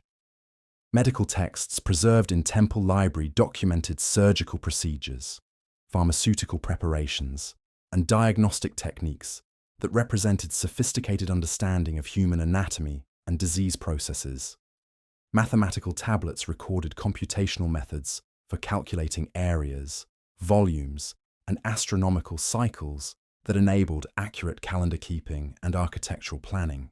These scholarly achievements demonstrated how divine patronage could foster intellectual development that benefited both religious and secular aspects of human civilization, while preserving essential knowledge across generations. Inanna's patronage of Uruk established yet another model of divine city governance that emphasized dynamic relationship between sacred and secular authority through institution of sacred marriage. The goddess's dual nature as deity of both love and war created theological tensions that required careful management through elaborate ritual cycles that channeled her potentially destructive energies toward constructive purposes. Her temple complex, known as Iana, featured separate precincts dedicated to her contrasting aspects, with priests specializing in either martial or fertility functions, depending on seasonal requirements and political circumstances. The sacred marriage ceremony that annually renewed Inanna's relationship with reigning king of Uruk represented most sophisticated expression of divine human political integration achieved in Mesopotamian civilization. This ritual, known as hierarchies, involved king assuming role of Dumuzi, Inanna's mythological consort, in ceremonial union that symbolically transferred divine authority to earthly rulership, while ensuring goddess's continued support for cities' prosperity and military success. The ceremony required months of preparation, involving purification rituals, costume preparation, and rehearsals that transformed king from mortal ruler into temporary embodiment of divine power. The architectural setting for sacred marriage reflected ceremony's cosmic significance through careful attention to astronomical alignments and symbolic decoration that connected earthly events to celestial patterns. The temple's marriage chamber, located at Ziggurat's summit, featured elaborate furnishings including golden bed, precious textiles, and ritual objects that had been consecrated through preliminary ceremonies involving entire population of Uruk. The chamber's windows aligned with specific stellar configurations that marked optimal timing for ritual's performance, demonstrating sophisticated understanding of astronomical cycles and their relationship to agricultural and political activities. The economic implications of sacred marriage extended far beyond religious significance to encompass comprehensive systems of resource distribution and social organization that integrated divine worship with practical governance. The ceremony's successful completion ensured Inanna's blessing for coming agricultural year, with goddess's favor manifesting through abundant harvests, successful military campaigns, and prosperity in trade relationships with neighboring cities. Conversely, any disruption of ritual cycle could result in divine displeasure expressed through crop failures, military defeats, or economic instability that threatened city survival. Nanna's patronage of created most economically sophisticated temple administration in Mesopotamian history, with moon god's priests developing innovative financial instruments and commercial practices that facilitated long-distance trade throughout ancient world. The god's association with temporal measurement positioned his temple as authoritative source for calendar calculations that coordinated agricultural, commercial, and religious activities across multiple city-states. Merchants throughout Mesopotamia synchronized their trading expeditions with lunar cycles calculated by Nanna's priests, while farmers planned planting and harvesting schedules according to calendars distributed from temple complex. The ziggurat of Nanna at known as Ekishnugul, featured sophisticated astronomical observation facilities that enabled precise tracking of lunar phases and planetary movements essential for maintaining calendar accuracy. The temple's archives preserve thousands of mathematical tablets documenting complex calculations required to reconcile lunar months with solar years, a computational challenge that required advanced understanding of fractional arithmetic and algebraic relationships. These mathematical achievements represented some of most sophisticated intellectual work produced in ancient world, demonstrating how religious requirements could drive technological innovation that benefited broader society. The priesthood hierarchies that developed within each city's patron temple reflected specialized knowledge and administrative skills required to maintain divine service while managing vast economic enterprises. At Nippur, Enlil's high priest, known as En, served as God's primary earthly representative with authority over religious, political, and economic affairs that affected entire Sumerian confederation. This position required mastery of theological doctrine, legal precedent, and administrative procedures that enabled effective coordination between divine will and human needs across multiple domains of activity. Subordinate priestly ranks included Sangu, who supervised daily temple operations and managed extensive workforce required for ritual performance and economic production. These middle-level administrators possessed specialized knowledge of liturgical requirements, accounting procedures, and craft techniques that enabled them to coordinate complex activities involving hundreds of workers and massive resource flows. The Mashmashu priests specialized in ritual purification and exorcism, maintaining spiritual cleanliness, essential for effective divine communication, while Kalu priests performed musical liturgies that accompanied sacrificial offerings and seasonal celebrations. The training required for priestly service involved decades of study in temple schools where students mastered cuneiform literacy, mathematical computation, astronomical observation, and theological doctrine necessary for effective temple administration. The curriculum included extensive memorization of hymns, prayers, and ritual procedures that preserved traditional practices while allowing for adaptation to changing circumstances. Advanced students specialized in particular aspects of temple operations, developing expertise in areas such as divination, medical practice, or commercial law that enabled them to serve both religious and secular functions within their communities.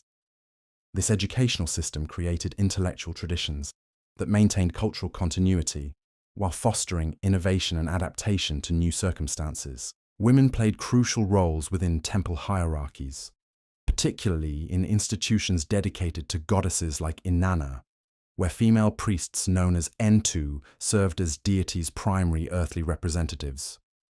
These high-ranking priestesses possessed authority comparable to their male counterparts, supervising extensive temple operations while maintaining ritual purity, essential for divine communication. The Entu of Inanna at Uruk held responsibility for sacred marriage ceremony, serving as goddesses' earthly embodiment during king's symbolic union with divine power. This position required exceptional knowledge of theological doctrine and ritual procedure while demanding absolute dedication to divine service that excluded ordinary family relationships and secular concerns. The Nadatu priestesses, documented extensively in Old Babylonian archives, represented another category of female religious specialists who combined spiritual service with commercial activities that generated substantial income for temple institutions. These women, who remained celibate throughout their careers, managed agricultural estates, engaged in money-lending operations, and coordinated trade relationships that connected temple economies with broader commercial networks. Their business activities required sophisticated understanding of contract law, market conditions, and financial instruments that positioned them among most economically knowledgeable individuals in Mesopotamian society. The success of these female entrepreneurs demonstrated how religious dedication could generate practical benefits while challenging conventional assumptions about women's capabilities and social roles. Temple architecture evolved to accommodate complex ritual requirements and administrative functions that characterize mature Anunnaki worship, with successive building phases creating increasingly elaborate complexes that dominated their urban environments. The standard temple layout included central sanctuary housing deities' cult statue, surrounded by chambers for storing ritual implements, preparing offerings, and housing priests.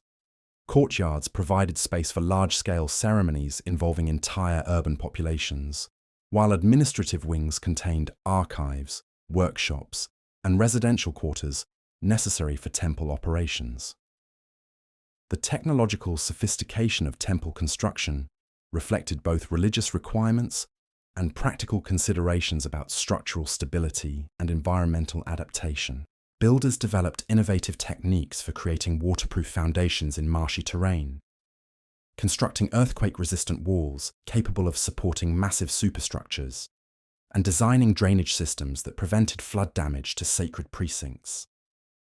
The use of fired brick rather than sun-dried mud brick for temple construction demonstrated enormous resources devoted to creating permanent divine residences that would endure across multiple generations. Ritual practices within Anunnaki temples followed carefully prescribed procedures that maintained divine favor while providing meaningful religious experiences for human participants. Daily services included morning and evening offerings of food, drink, and incense that sustained deities' earthly residence, accompanied by musical performances and liturgical recitations that honored divine attributes and requested continued blessing.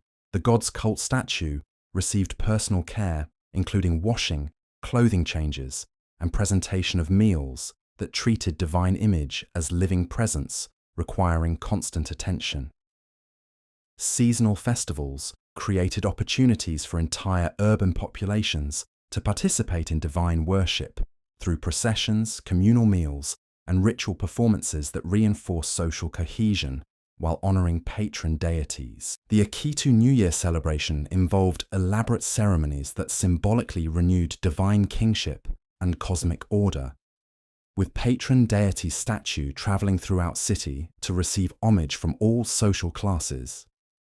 These public rituals demonstrated divine approval for existing political arrangements while providing opportunities for rulers to display their piety and generosity through magnificent offerings and entertainment for their subjects.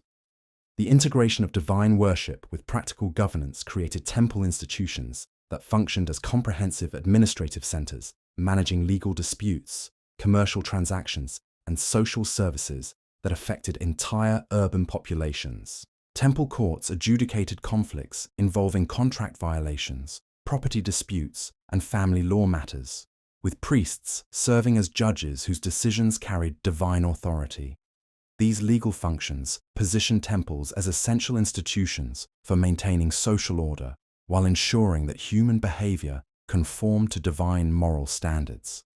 The combination of religious authority with practical administration created powerful institutions that could mobilize resources, coordinate activities, and maintain stability across extended periods of political and social change. The patron deity system that emerged from post-flood covenant negotiations established frameworks for divine human cooperation that would influence urban development and political organization throughout Mesopotamian history. Each city's relationship with its patron Anunnaki created unique cultural expressions while maintaining connection to broader theological traditions that unified diverse communities within shared cosmic understanding. This balance between local identity and universal principles enabled Mesopotamian civilization to maintain cultural continuity while adapting to changing circumstances across more than 3 millennia of historical development. The theological innovations that emerged from these urban experiments would provide intellectual foundations for subsequent religious traditions throughout ancient world and beyond. The patron deity system created networks of divine authority that connected individual cities within broader frameworks of cosmic governance, while allowing for regional variation and cultural innovation. These relationships fostered competition between cities that drove technological advancement and cultural achievement while maintaining peaceful cooperation that enabled trade, diplomacy, and intellectual exchange across political boundaries. The success of this system demonstrated how theological concepts could serve practical functions while providing meaning and purpose that sustained human communities through challenges and changes that threatened their survival and prosperity. The Anunnaki had established more than religious institutions. They had created frameworks for civilization itself that would endure long after their active worship had ended. Human consciousness, having survived its first great test through divine mercy and human ingenuity, now faced new challenges as expanding populations and increasing cultural sophistication created fresh tensions within cosmic order. The post-flood world would witness unprecedented achievements in architecture, literature, and statecraft, but also recurring conflicts between divine authority and human ambition that would shape Mesopotamian history for millennia to come. The story of divine-human cooperation and conflict that began with creation and survived catastrophic flood would continue through successive empires and cultural transformations, demonstrating both resilience and adaptability of theological concepts that addressed fundamental human needs for meaning, purpose, and cosmic understanding. The Anunnaki had established patterns of thought and practice that would influence human civilization far beyond their original cultural context, creating intellectual legacy that continues to shape human understanding of divine authority, cosmic order, and our place within universal framework. The transformation of Mesopotamian civilization under Anunnaki patronage created unprecedented opportunities for human achievement, while simultaneously generating new forms of tension between divine expectations and mortal ambitions. As cities grew in size and sophistication, their inhabitants developed cultural practices that pushed against the boundaries of traditional cosmic order, creating situations that tested the flexibility of post-flood covenant arrangements. The emergence of powerful kings who claimed direct divine authorization represented one of the most significant developments in this evolving relationship between celestial and terrestrial authority. These rulers positioned themselves as living embodiments of divine will on earth, creating political structures that concentrated unprecedented power while claiming theological legitimacy through their patron relationships with specific Anunnaki. The famous King Gilgamesh of Uruk exemplified both the potential and the dangers of this divine-human partnership. Described in ancient sources as 2/3 divine and 1/3 human, Gilgamesh possessed strength and wisdom that exceeded ordinary mortal limitations, while retaining enough human nature to be susceptible to pride, passion, and the fundamental tragedy of mortality that defined human existence. His legendary friendship with Enkidu, the wild man created by the gods as his equal and eventual companion, provided narrative frameworks for exploring the civilizing process that transformed natural humans into urban dwellers capable of sophisticated cultural achievements. Their adventures together, including the defeat of the monster Humbaba and the slaying of the Bull of Heaven, demonstrated how human courage and divine favor could accomplish seemingly impossible tasks. Yet these same achievements created theological problems that required divine intervention to maintain cosmic balance. The gods' decision to punish the hero's presumption by condemning Enkidu to death revealed the limits of divine tolerance for human ambition, while Gilgamesh's subsequent quest for immortality illustrated the fundamental tensions between human desires and cosmic order that could never be fully resolved. The epic that preserved Gilgamesh's story became one of the most widely copied and studied texts in ancient Mesopotamian literature, indicating its importance for understanding divine-human relationships throughout successive historical periods. The narrative's exploration of friendship, mortality, and the search for meaning resonated across cultural boundaries, while providing theological insights that influenced religious thought throughout the ancient world. The development of systematic law codes represented another crucial innovation that emerged from the integration of divine authority with human governance. The Code of Hammurabi, inscribed on a massive stone pillar around 1750 BCE, established legal principles that claimed divine sanction while addressing practical needs for social order and conflict resolution within increasingly complex urban societies. The code's famous prologue declared that the gods Anu and Enlil had appointed Hammurabi to cause justice to prevail in the land, while its epilogue invoked divine curses upon anyone who might alter or ignore its provisions. This theological framework positioned earthly law as expression of cosmic justice, while creating accountability mechanisms that limited arbitrary exercise of royal power. The code's specific provisions reveal sophisticated understanding of social relationships and economic activities that characterized mature Mesopotamian civilization. Graduated penalties for crimes reflected social hierarchies while acknowledging fundamental human dignity across class boundaries. Commercial regulations facilitated trade relationships while protecting vulnerable parties from exploitation. Family law provisions balanced patriarchal authority with protection for women and children. These legal innovations demonstrated how theological concepts about divine justice could generate practical benefits for human communities while maintaining connection to cosmic principles that transcended immediate political circumstances. The influence of Mesopotamian legal traditions extended far beyond their original cultural context to shape jurisprudence throughout subsequent civilizations.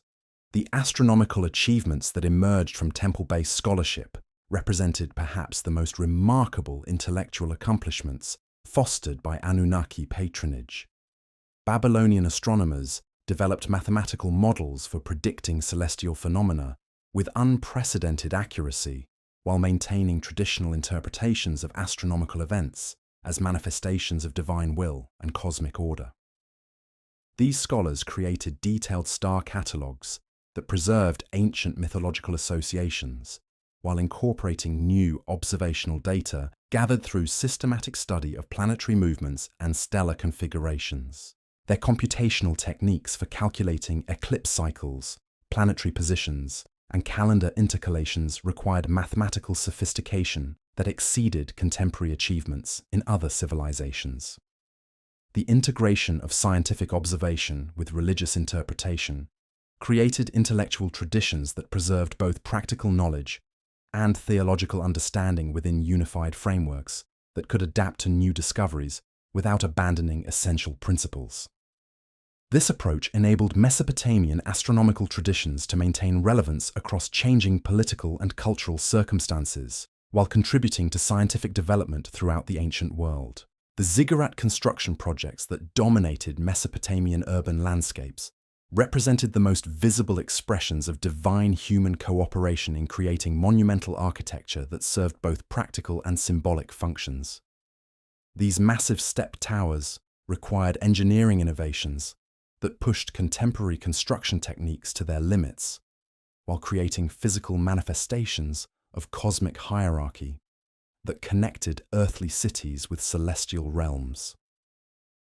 The Tower of Babel, described in biblical tradition as reaching toward heaven, likely preserved memories of these ambitious construction projects and their theological significance within ancient Near Eastern cultural contexts. The Mesopotamian ziggurats that inspired such narratives demonstrated human capacity for achieving extraordinary architectural accomplishments through organized effort and divine patronage. The Etemenanki ziggurat in Babylon, dedicated to the god Marduk, rose approximately 300 feet above the surrounding city and required maintenance by hundreds of workers who continuously repaired weather damage and structural settling that threatened its stability. The economic resources devoted to such projects reflected the central importance of divine service within Mesopotamian urban civilization. The artistic traditions that flourished under Anunnaki patronage created visual languages that communicated complex theological concepts while demonstrating extraordinary technical skill and aesthetic sophistication. Cylinder seals, relief sculptures, and metalwork produced in temple workshops established iconographic conventions that influenced artistic development throughout the ancient world. The famous Standard of Ur, discovered in the royal cemetery, depicts elaborate scenes of warfare and celebration that reveal the interconnections between divine favor, military success, and social prosperity that characterized Mesopotamian understanding of cosmic order. The artifact's intricate craftsmanship demonstrates the technical capabilities that developed within religious institutional contexts.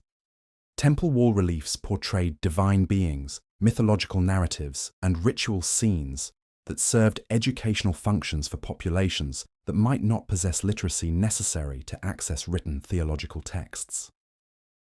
These visual representations created shared cultural references that unified diverse communities within common mythological frameworks, while preserving traditional knowledge across generational changes.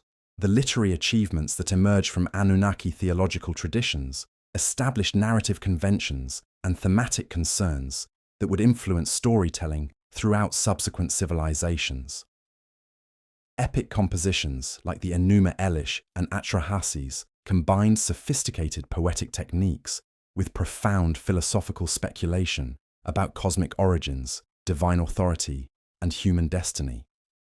These works functioned simultaneously as entertainment, religious instruction, and intellectual exploration, creating multi-layered compositions that could satisfy different audiences while preserving essential cultural knowledge.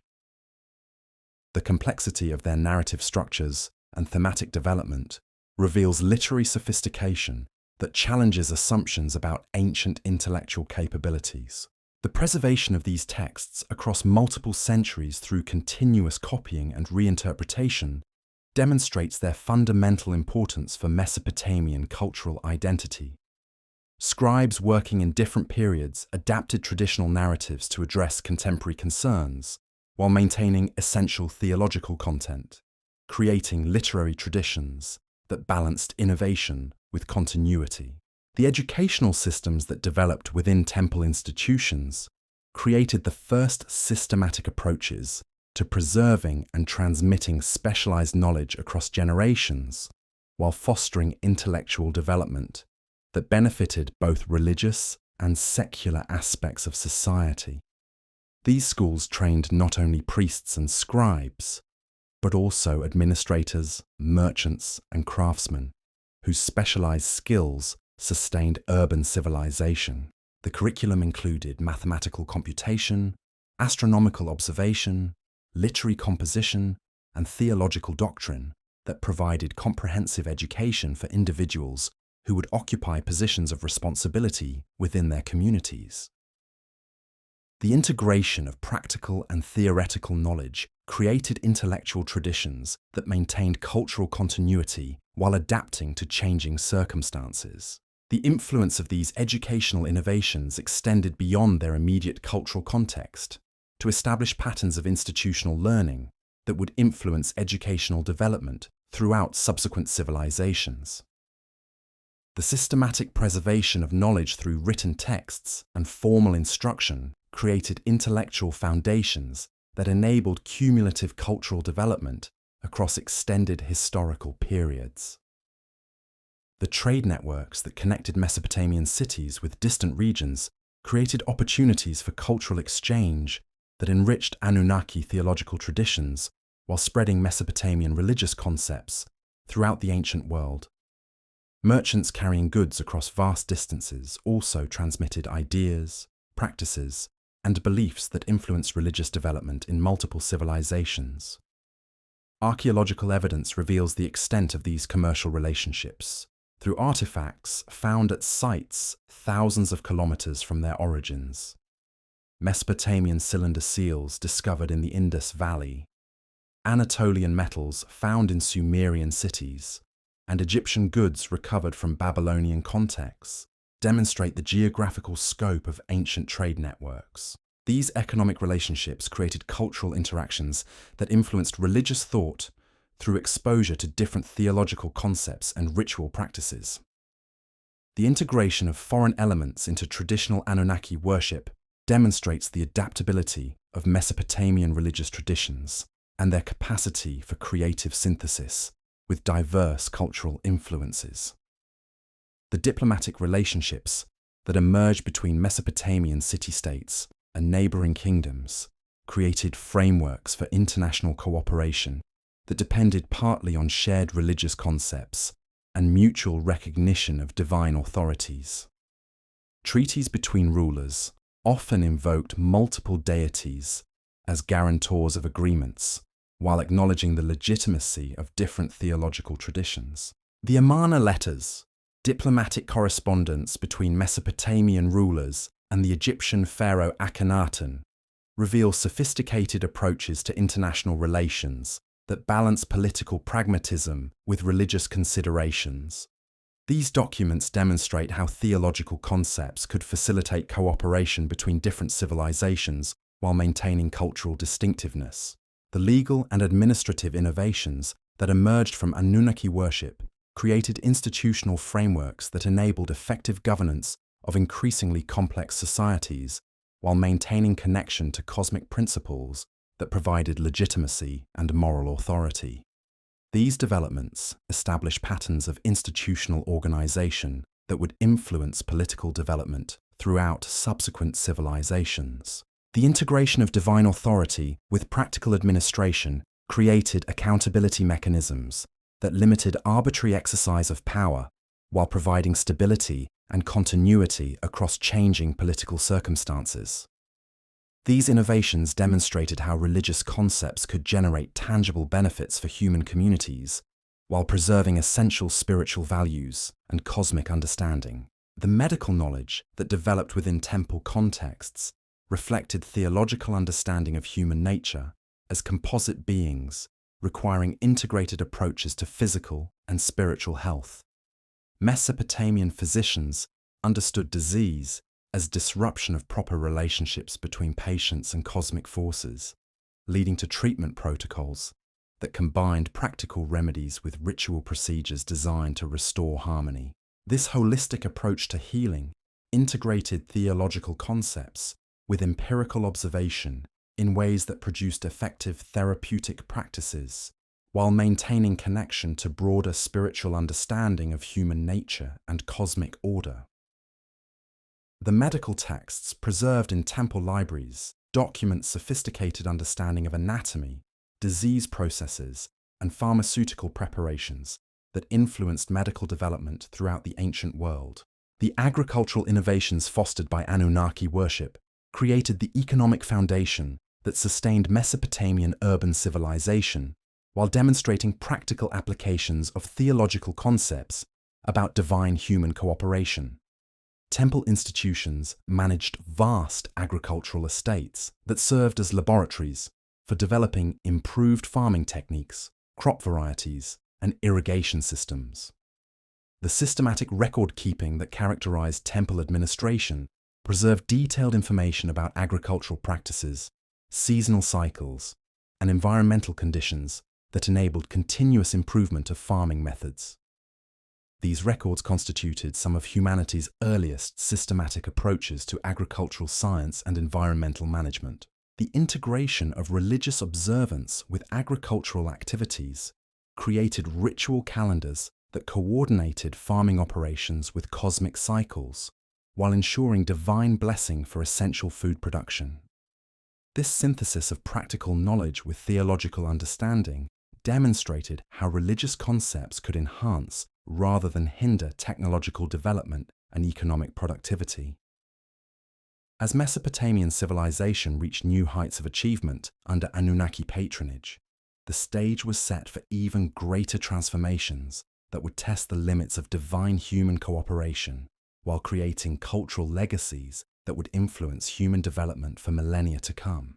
The theological frameworks established during this formative period provided intellectual foundations that would adapt to new circumstances while maintaining essential insights about cosmic order, divine authority, and human purpose within universal frameworks. The continuing evolution of Anunnaki worship through successive historical periods would demonstrate both the resilience and adaptability of these ancient theological concepts, while revealing their enduring relevance for addressing fundamental questions about existence, meaning, and humanity's place within cosmic order. The story that began with creation and survived catastrophic flood would continue through imperial expansion, cultural synthesis, and religious transformation that would carry its influence far beyond its original cultural boundaries. Human consciousness, having learned to navigate the complex relationships between divine authority and mortal ambition, would face new challenges as expanding civilizations encountered different cultures and competing theological traditions. The frameworks for understanding cosmic order that had emerged from Mesopotamian urban experience would prove their worth through their capacity to adapt and evolve while preserving essential insights about the nature of existence and humanity's cosmic responsibilities. The Anunnaki had established more than religious institutions. They had created intellectual and cultural foundations that would enable human civilization to develop increasingly sophisticated approaches to the fundamental challenges of existence, while maintaining connection to spiritual understanding that provided meaning and purpose across changing historical circumstances. Their legacy would endure through successive transformations, while continuing to influence human understanding of divine authority, cosmic order, and our place within universal frameworks that transcend temporal limitations. The political ascendancy of Babylon during the early second millennium marked a seismic transformation in Anunnaki theology that would reshape the entire cosmic hierarchy through the systematic elevation of Marduk from a relatively minor deity to supreme king of the gods. This theological revolution, codified most comprehensively in the Enuma Elish creation epic, represented far more than simple religious propaganda supporting Babylonian political ambitions. The restructuring of divine hierarchy required sophisticated theological arguments that preserved the authority of established Anunnaki while accommodating Marduk's unprecedented rise to cosmic supremacy. Marduk's genealogical credentials as Enki's son provided the essential foundation for his claim to supreme authority within existing Anunnaki structures. Babylonian theologians emphasized his inheritance of his father's wisdom and technical expertise, while adding martial prowess that distinguished him from the more contemplative Enki. The god's youth represented an advantage rather than a liability in confronting primordial chaos forces that threatened established cosmic order, as older deities like Anu and Enlil had proven inadequate to the challenge posed by Tiamat's rebellion. The Enuma Elish's account of Marduk's rise to power through combat with Tiamat established precedent for divine authority based on demonstrated capability rather than traditional inheritance or seniority. The epic describes how the established gods, faced with Tiamat's threat to destroy the younger generation of deities, offered supreme kingship to any god capable of defeating the primordial chaos monster. Marduk's acceptance of this challenge, contingent on receiving permanent authority over all divine decisions, created a contractual basis for his supremacy that satisfied legal requirements while acknowledging his exceptional qualifications.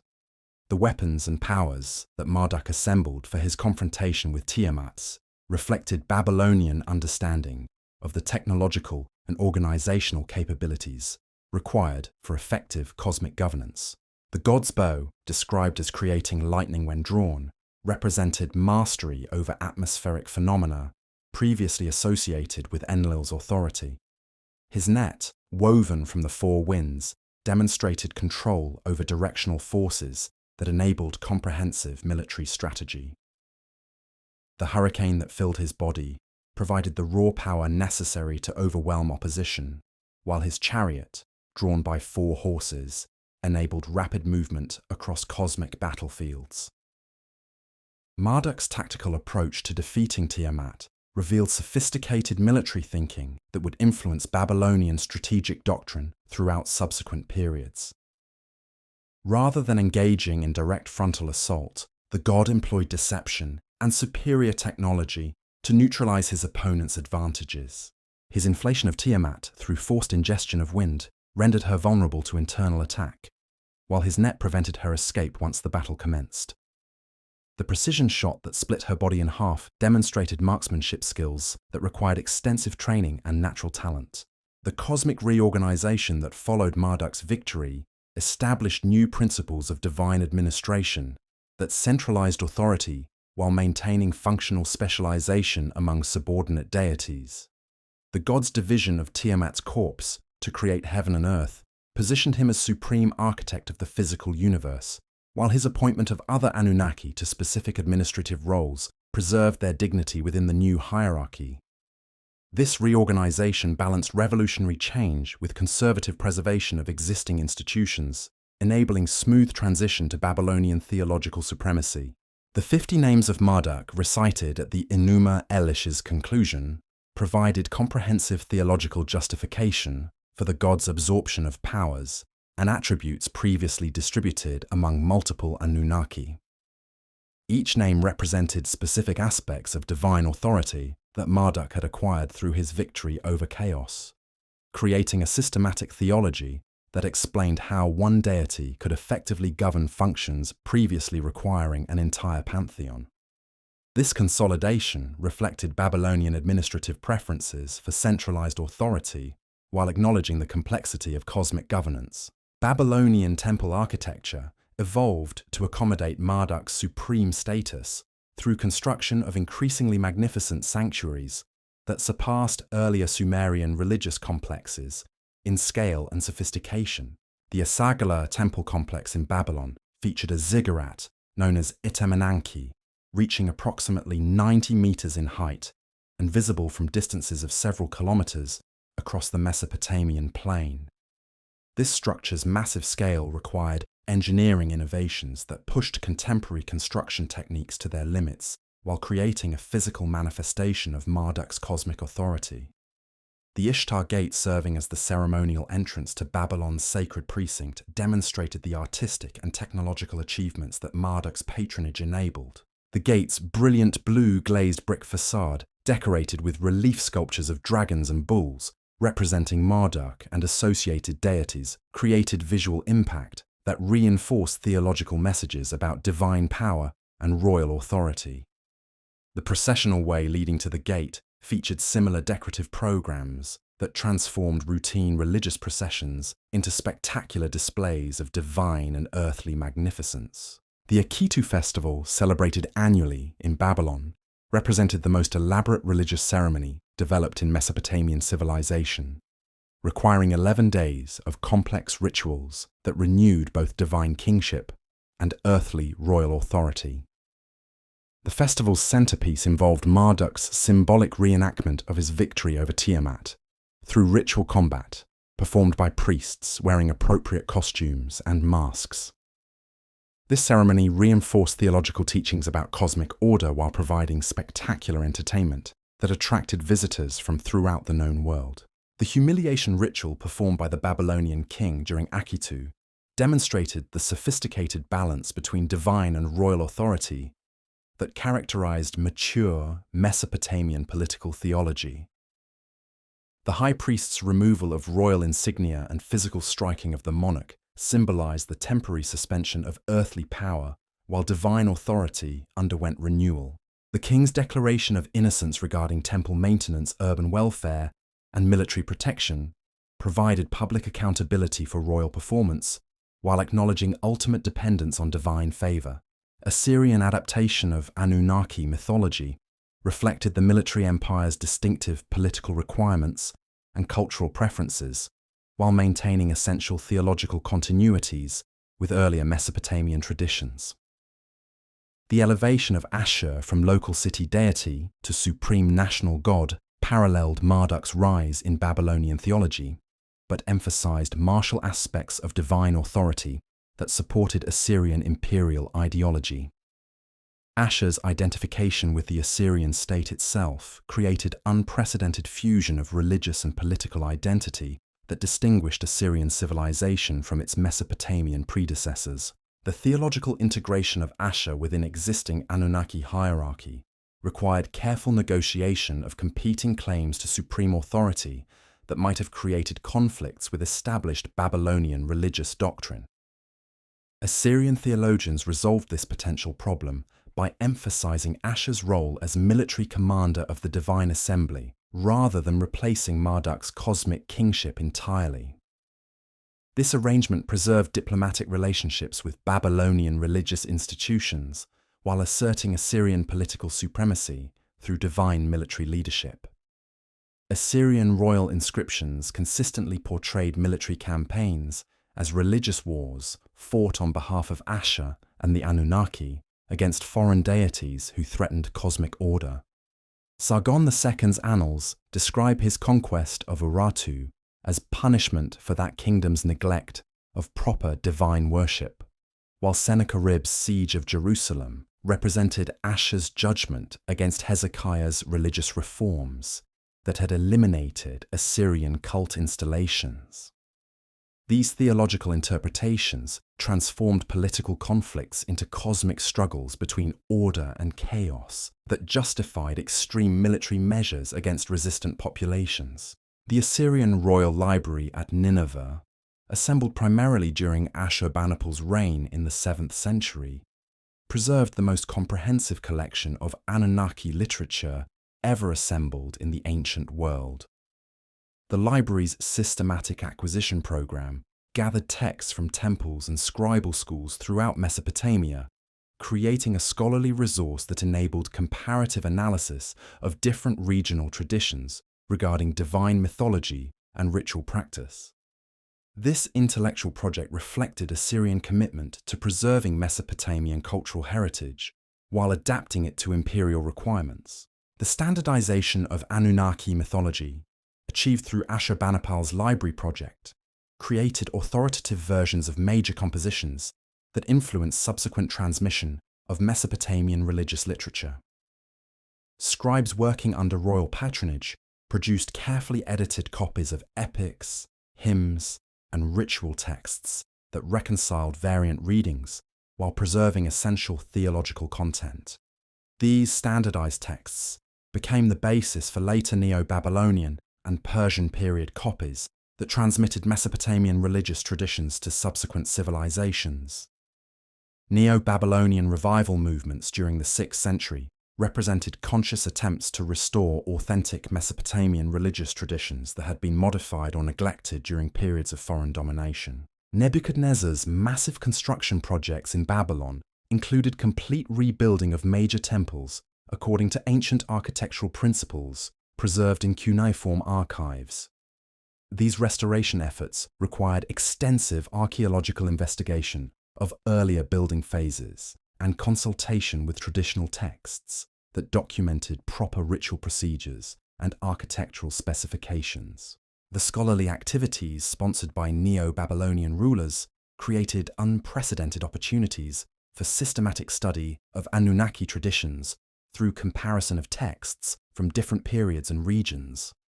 Priests working in temple libraries developed sophisticated philological techniques for analyzing variant readings and reconstructing damaged passages in ancient compositions. Their commentaries on classical texts preserved interpretive traditions that explained obscure references and provided theological context for understanding complex mythological narratives.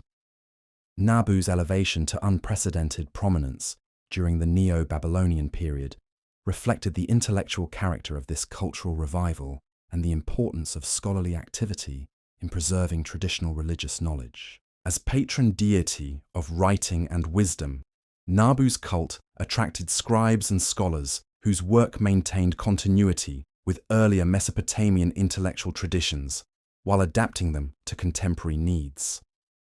The god's temple at Borsippa became a major center for copying and studying ancient texts, with its library rivaling Ashurbanipal's collection in scope and scholarly sophistication.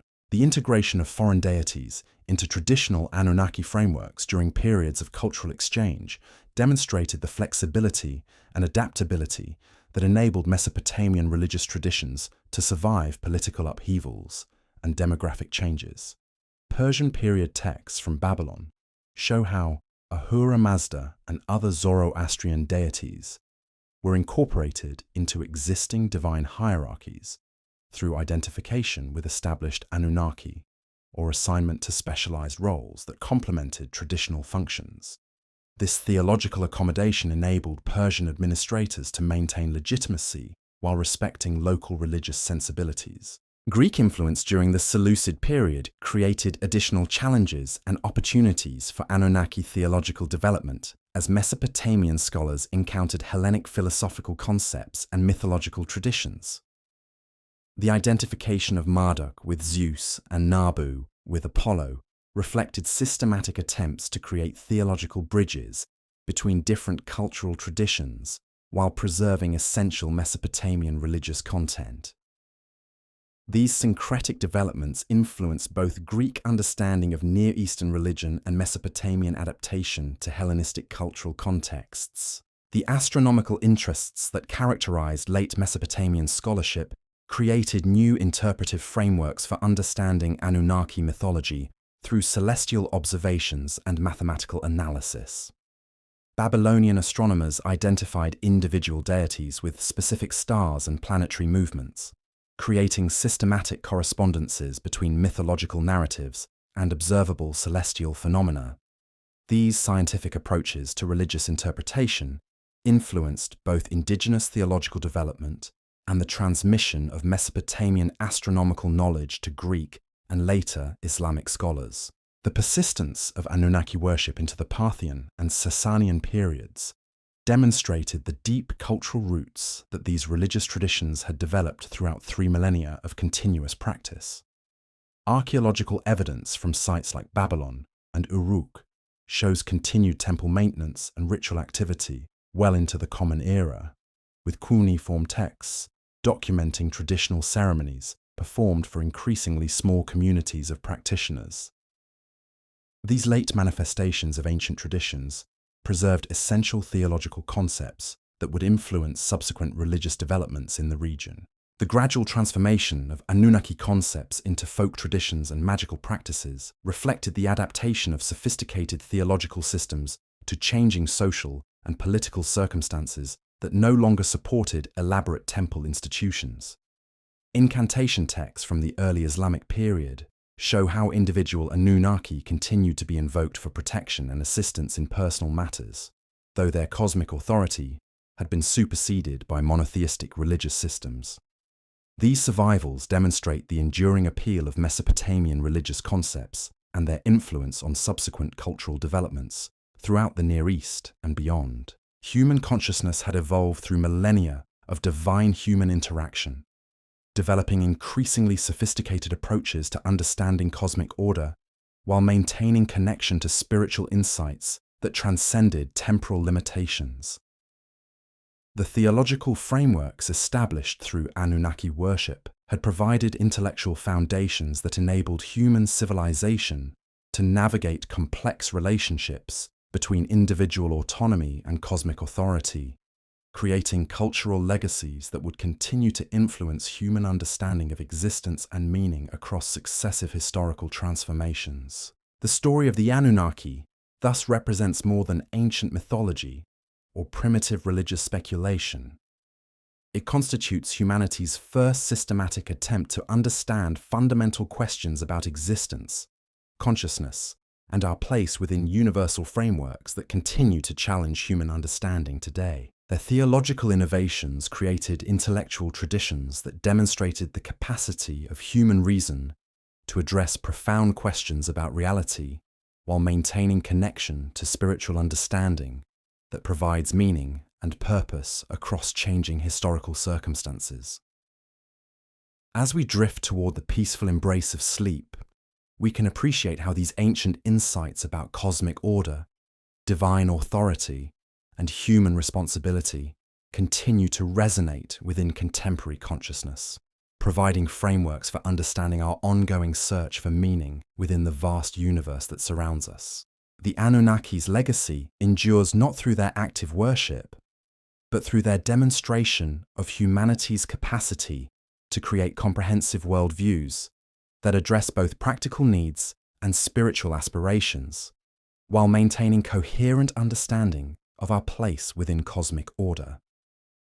Their story reminds us that the fundamental questions they addressed through sophisticated theological speculation remain relevant today. As we continue to seek understanding of consciousness, purpose, and our relationship to forces greater than individual human experience, the intellectual achievements they fostered through their worship created foundations for human civilization that transcend their original cultural context, demonstrating the enduring power of systematic thinking about ultimate questions that define human existence. Tonight, as consciousness gradually releases its hold on waking awareness, we can find comfort in knowing that the search for meaning and understanding that characterized Anunnaki theology continues through our own ongoing exploration of existence, purpose, and the cosmic frameworks that give structure to human experience across time and cultural boundaries. The transformation of Anunnaki worship during the Hellenistic era represented more than simple decline or cultural assimilation. It involved creative adaptation of ancient religious traditions to new social and intellectual contexts that preserved essential theological insights while enabling continued cultural relevance. The scientific achievements of Babylonian astronomers, the synthetic religious developments in multicultural cities, and the preservation of traditional knowledge through specialized scholarly communities all contributed to ensuring that Mesopotamian religious concepts would continue to influence subsequent cultural developments long after the collapse of the political and social institutions that had originally sustained them. Alexander the Great's conquest of Babylon in 331 BCE marked the beginning of a profound transformation that would fundamentally alter the character of Mesopotamian religious practice over the subsequent centuries. The Macedonian king's initial respect for local religious traditions, demonstrated through his participation in traditional Babylonian coronation ceremonies and his orders to restore damaged temples, created a deceptive continuity that masked the deeper cultural changes his conquest would unleash throughout the region. The young conqueror's death in Babylon 8 years later, possibly in the very palace where Nebuchadnezzar had once ruled, symbolically marked the end of purely Mesopotamian control over religious traditions that had shaped the region for 3 millennia. The Seleucid dynasty's establishment of Greek administrative systems throughout their vast empire created unprecedented challenges for traditional Anunnaki worship, as Hellenistic bureaucratic structures operated according to fundamentally different principles than the temple-centered governance that had characterized earlier Mesopotamian civilization. Greek administrators trained in philosophical traditions that emphasized rational inquiry and systematic classification approached religious phenomena as subjects for intellectual analysis rather than objects of devotional practice. This analytical perspective, while not necessarily hostile to local traditions, created conceptual frameworks that gradually transformed how educated populations understood divine authority and cosmic order throughout the Hellenistic world. The foundation of Seleucia on the Tigris as a new administrative capital deliberately positioned Greek colonial authority alongside, rather than within existing Mesopotamian urban centers, creating parallel power structures that competed for resources and population. The new city's Greek theatre, gymnasium, and agora provided alternative social institutions that attracted ambitious Mesopotamians seeking advancement within Hellenistic administrative hierarchies, while offering cultural experiences that rivaled traditional temple festivals. And so we reach the end of our journey through the vast tapestry of Anunnaki history, from their emergence in the earliest Mesopotamian consciousness through their transformation across millennia of human civilization. These divine beings shaped not only the foundations of our earliest cities and legal systems, but the very frameworks through which humanity first learned to understand cosmic order, divine authority, and our place within the universe. Their legacy lives on in the intellectual traditions they fostered, the questions they helped us ask about existence and meaning, and the enduring human search for understanding that continues to this day. Rest well, knowing that the same curiosity and wonder that drove our ancestors to create these profound mythologies still drives us forward in our eternal quest to comprehend the mysteries of existence.